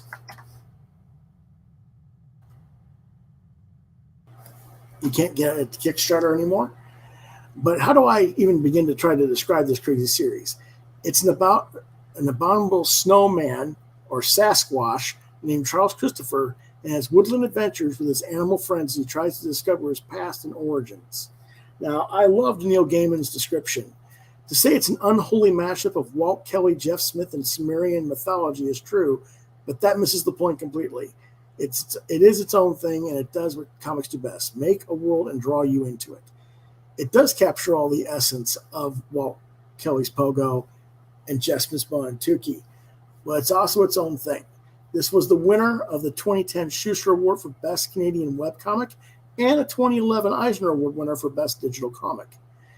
This series is both well regarded by the fans and peers, yet is easily one of the most underrated and underappreciated comics of the past decade. Again, I'm going to keep putting this up. karlkerschl.com/shop. This is the cover to book 2.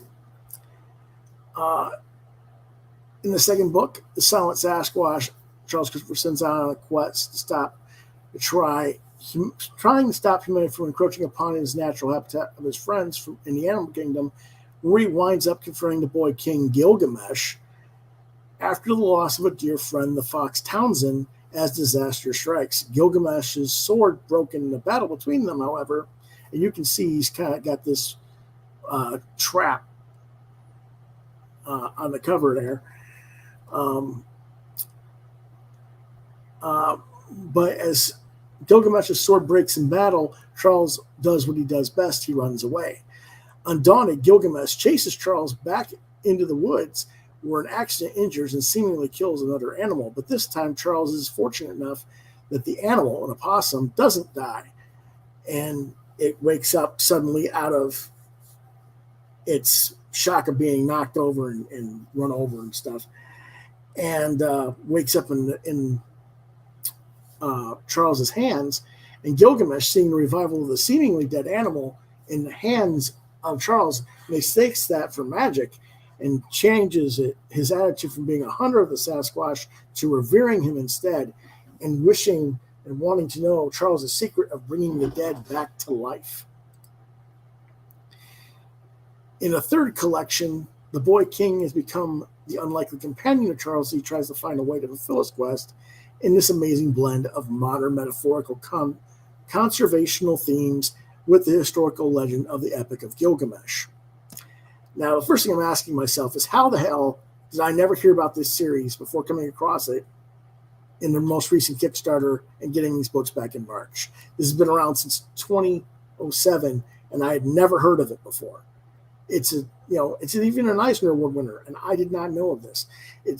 That tells you how badly this book is overlooked. My next question is, why in the ever-loving hell was this never picked up and published by a major book publisher? And why does Karl need to kickstart or crowdfund this book that is so universally beloved and appreciated by some of the biggest names in this business: Neil Gaiman, Jeff Smith, Kurt Busiek, Jeff Lemire, Greg Rucka, Scott Kurtz, Frank Whiteley, David Peterson. And nobody's picking this book up? Seriously? I'm a little bit, I'm flabbergasted. So first, allow me, as the humble podcaster of comic reviews and pop cultural discussion, to beg your forgiveness for my ignorance of this work. I should have been talking about this a long time ago. I'm ashamed of not having been aware of the work sooner and not having bringing it to your attentions before now. I'm even more ashamed that I've been letting this stuff sit unread since I received these books back in March. I should have been reading these as soon as I got them, so I apologize for that. I shall go now, pluck the feathers out of my body, and then throw myself off a cliff in humiliation. No, not really. That would make the Varian Grants, Perches, and other imbeciles of the internet much too happy, but you get the gist. But this is exactly the reason.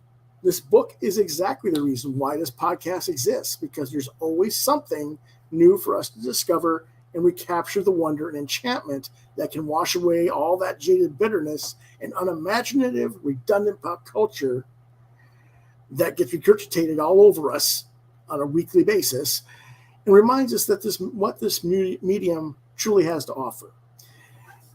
Karl Kerschl has got to be one of the modern comics' most underrated and disregarded storytellers. He's known for stuff like Gotham Academy and Teen Titans, and that stuff isn't a fraction of the quality of this. I also learned by reading this that I need to go seek out his other creator-owned work, notably the Eisner Award nominated series Isola, which he collaborated on with his writer Brendan Fletcher from Image Comics. Now, I do remember thinking about getting that series, and I ultimately passed on it. Now, reading this series, it makes me wonder if I misjudged that series, and I really should give that series another look as well. Speaking of which, Karl's work is just stunning in this series.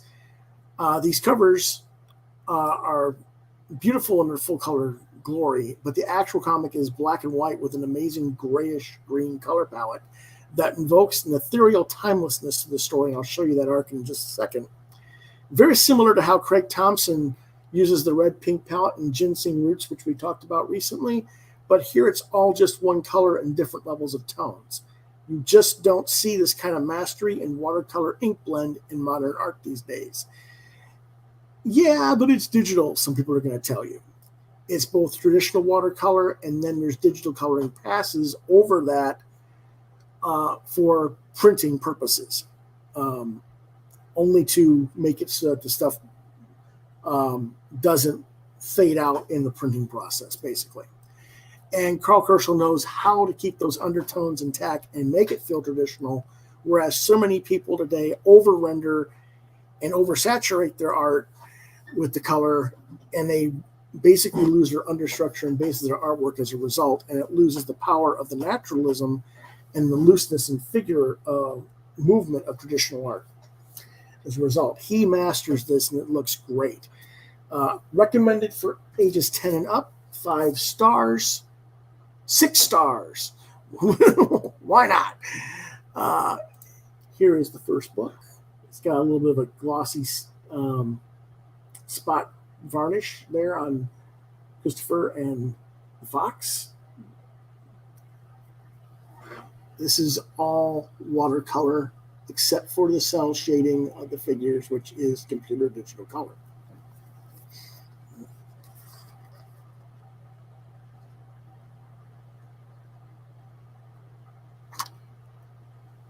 Act open. Now, these are done as a daily or weekly. Hold on a second.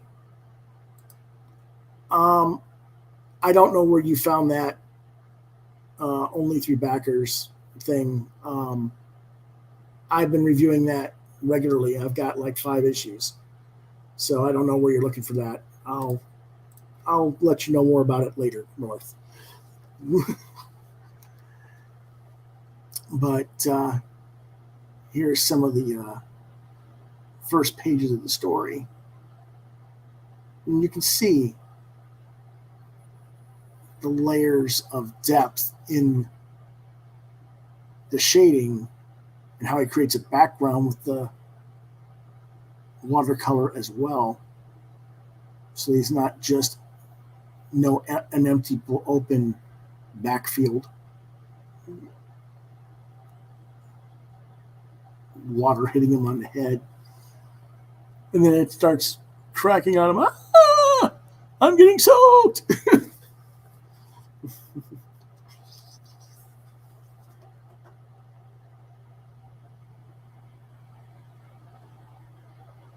He hides under some brushes, and one of the animals talks to him.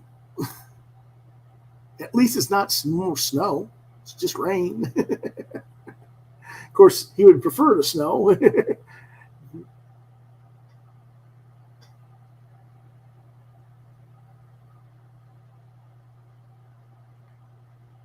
I love this. You know, kind of like a dog shaking. He shakes himself off and get all the water off of him.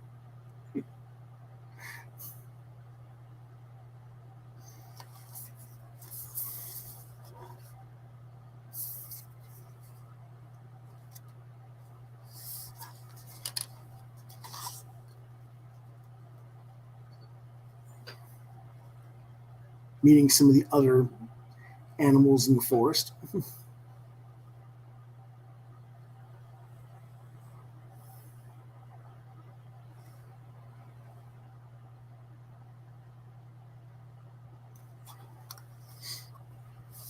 I'm going to fast forward again. More rain. Following a raccoon. Monsoon.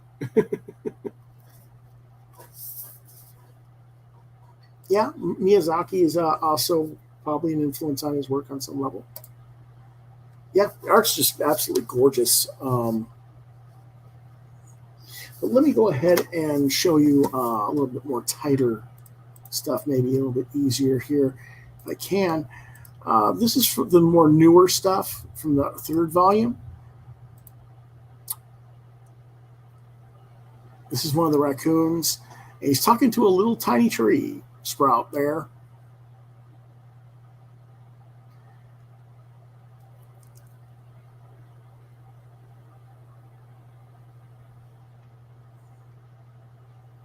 And it's a really well done thing. I'm going to just leave it there. Can you guys read the text there in the screen clearly? I tried to make it as large as I possibly could.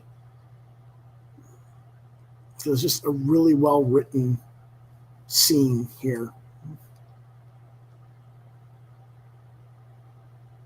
And again, you see this beautiful layer of depth and color in the tones of one shade.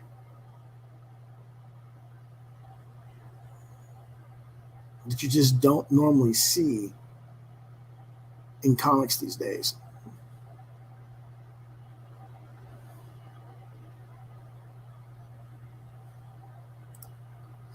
Okay, he said he could read it.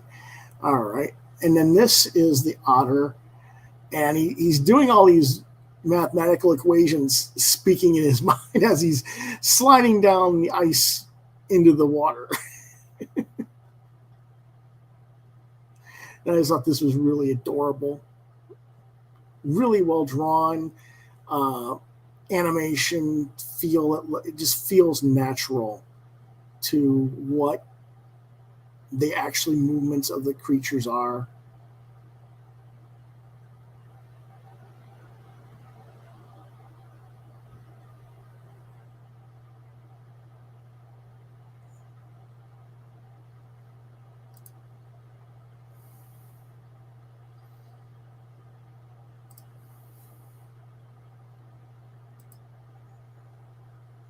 And this is hilarious.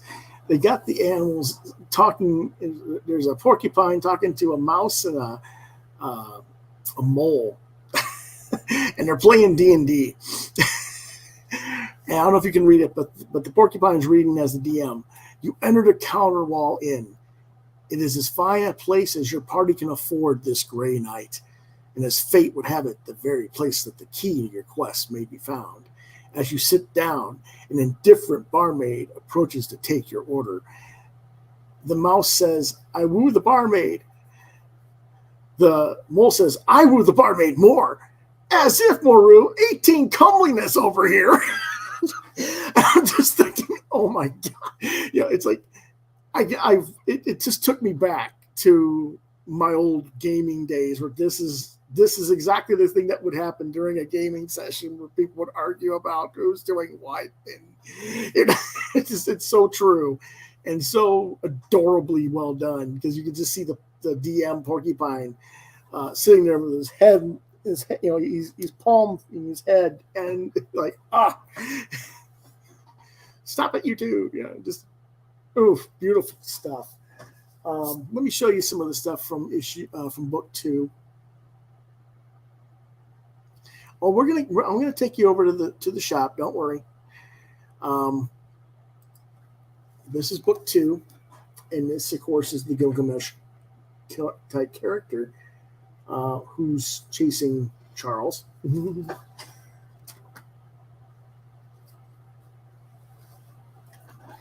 there's what he looks like in black and white. It's just beautiful stuff. Beautiful, beautiful stuff.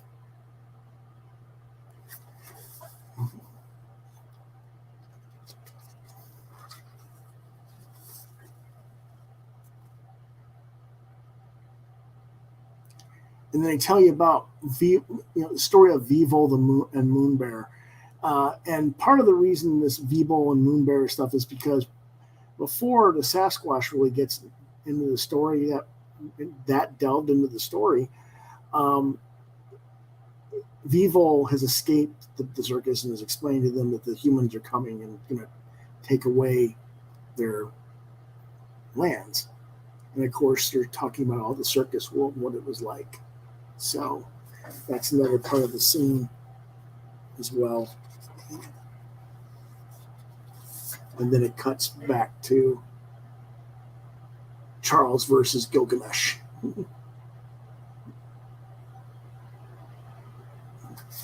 Now, as for the prices on these, let me go ahead and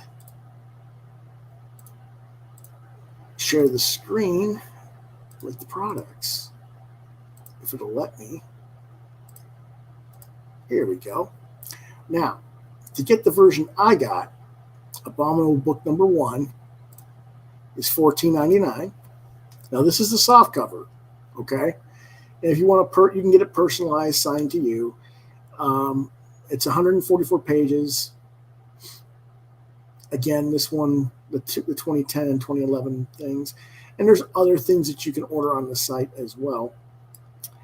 You can get that one. You can get it in hardcover for $30.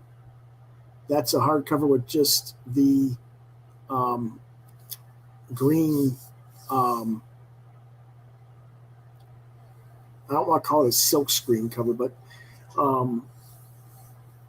just the print of him with his pacifier in his mouth, as you can kind of see there on the cover.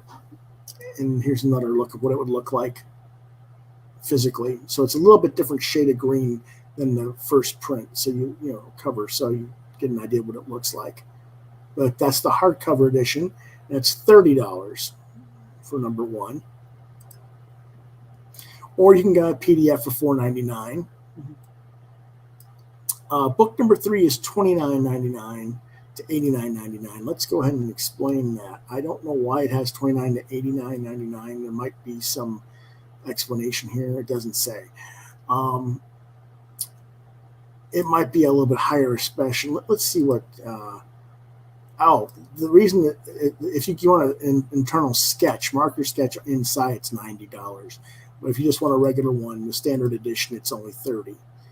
So there you go. That's for book 3, mind you. And book 3 is a little bit bigger. It is actually it's 144 versus 128. Of course, then you get the hardcover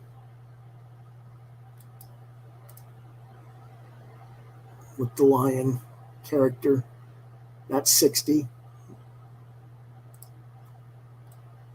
And again, you can get the PDF for $4.99, or you can get book 2 for $14.99.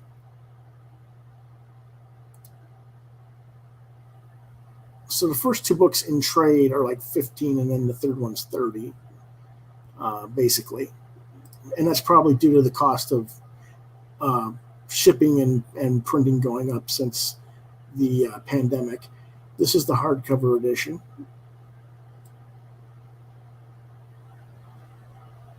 Very, well, it won't show up, but I like that cover. I kind of wish they had done this cover for the in color for the other there.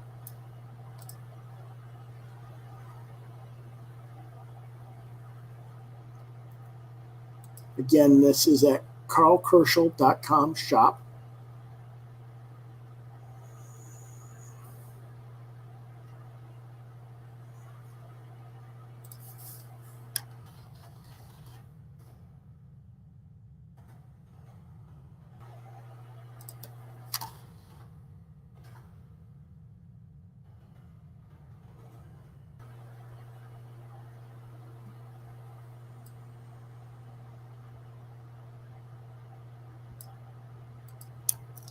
I'm going to look up something if I can.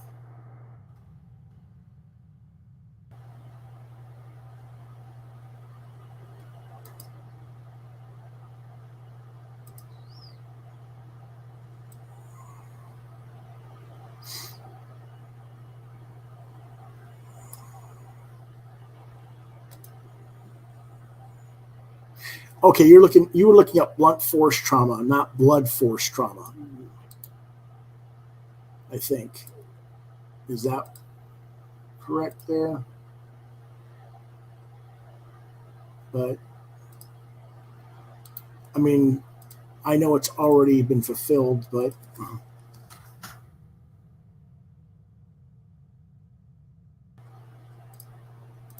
there's the one for number 5.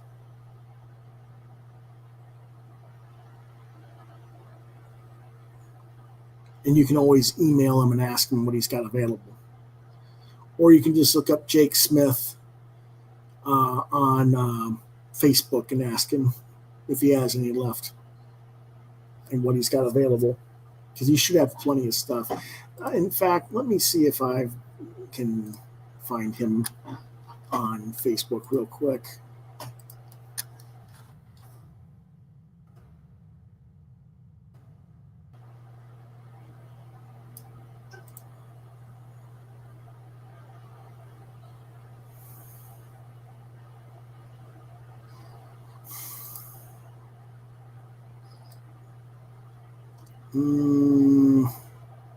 I found him on comics, but oh, yes, that's right.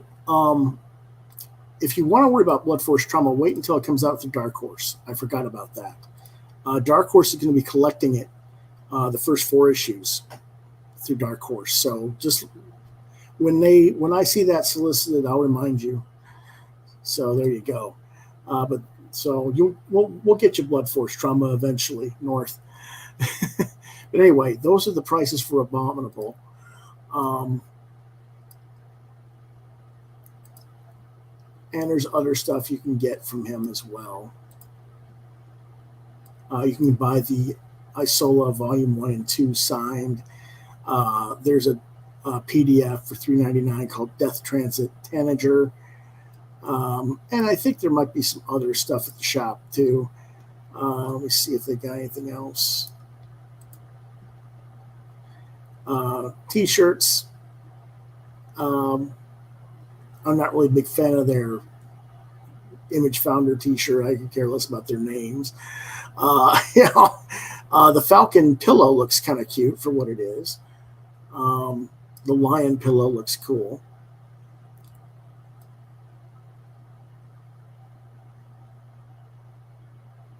And I don't know what the monthly subscription is for. Oh, that's a monthly subscription to member-only blog posts and videos, art giveaways, and discounts on everything in the shop, you pay $5 a month. Yeah. Okay, no biggie. I'm not really worried about that, but that's not a bad thing to have. So there's quite a bit of stuff there on his, pardon me, storefront there.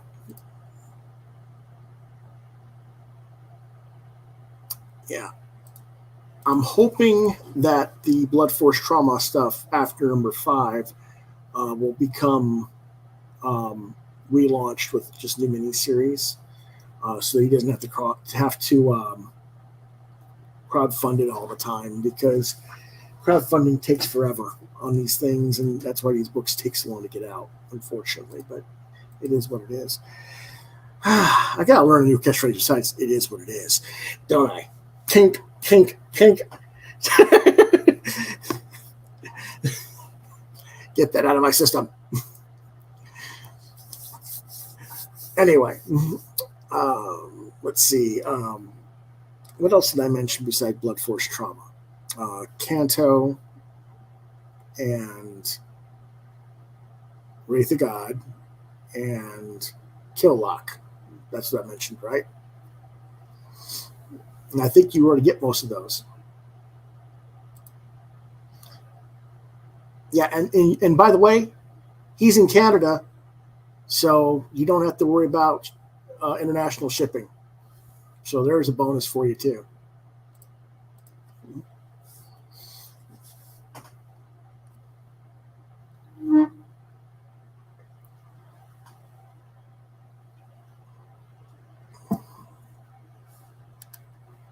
I'm pretty sure that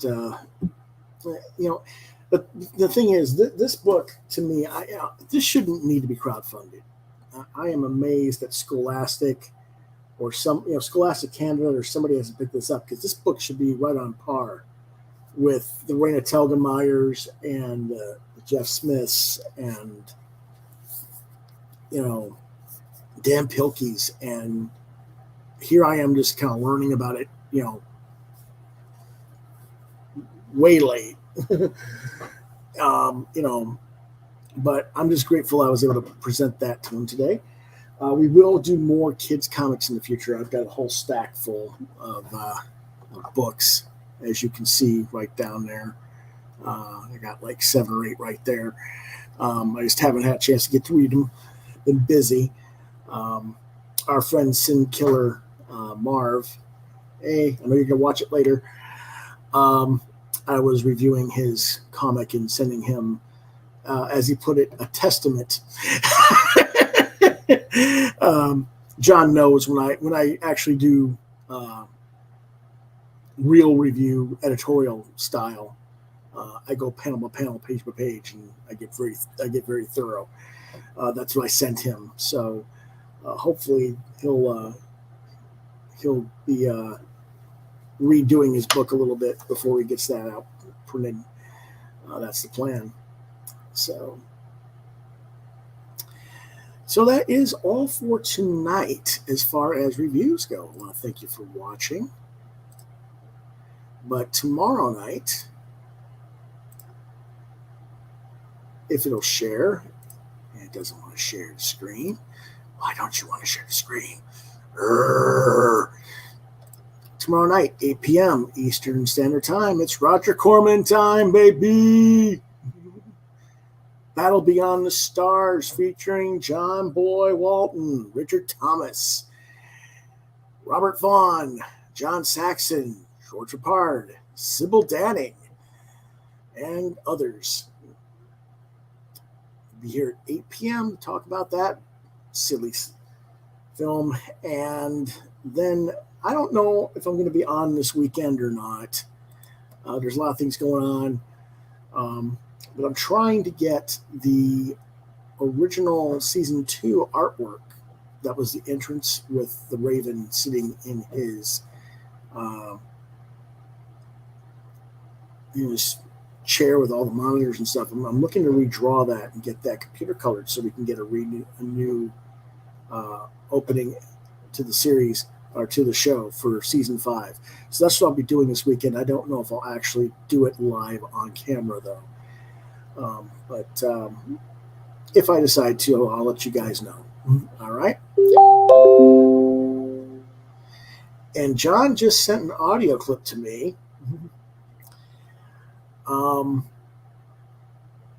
And the reason he sent me an audio clip is because our friend Mark Andrew Smith of Gladstone School for World Conquerors has a new book coming soon. And we're trying to help him get his Kickstarter video ready. I don't have Mark's permission to share it yet, so I can't share it with you, but I'm going to take a listen to that shortly after the show, John. So just hang tight there, okay? Yeah, so you can see I'm keeping busy all over the place.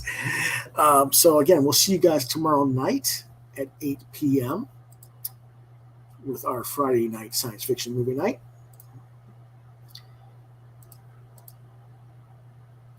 In the meantime, I want to thank you for watching. If you like this video or you think others might, please hit the like, share, and subscribe buttons to continue to get content from my channel. As always, I thank you for your time and for your support.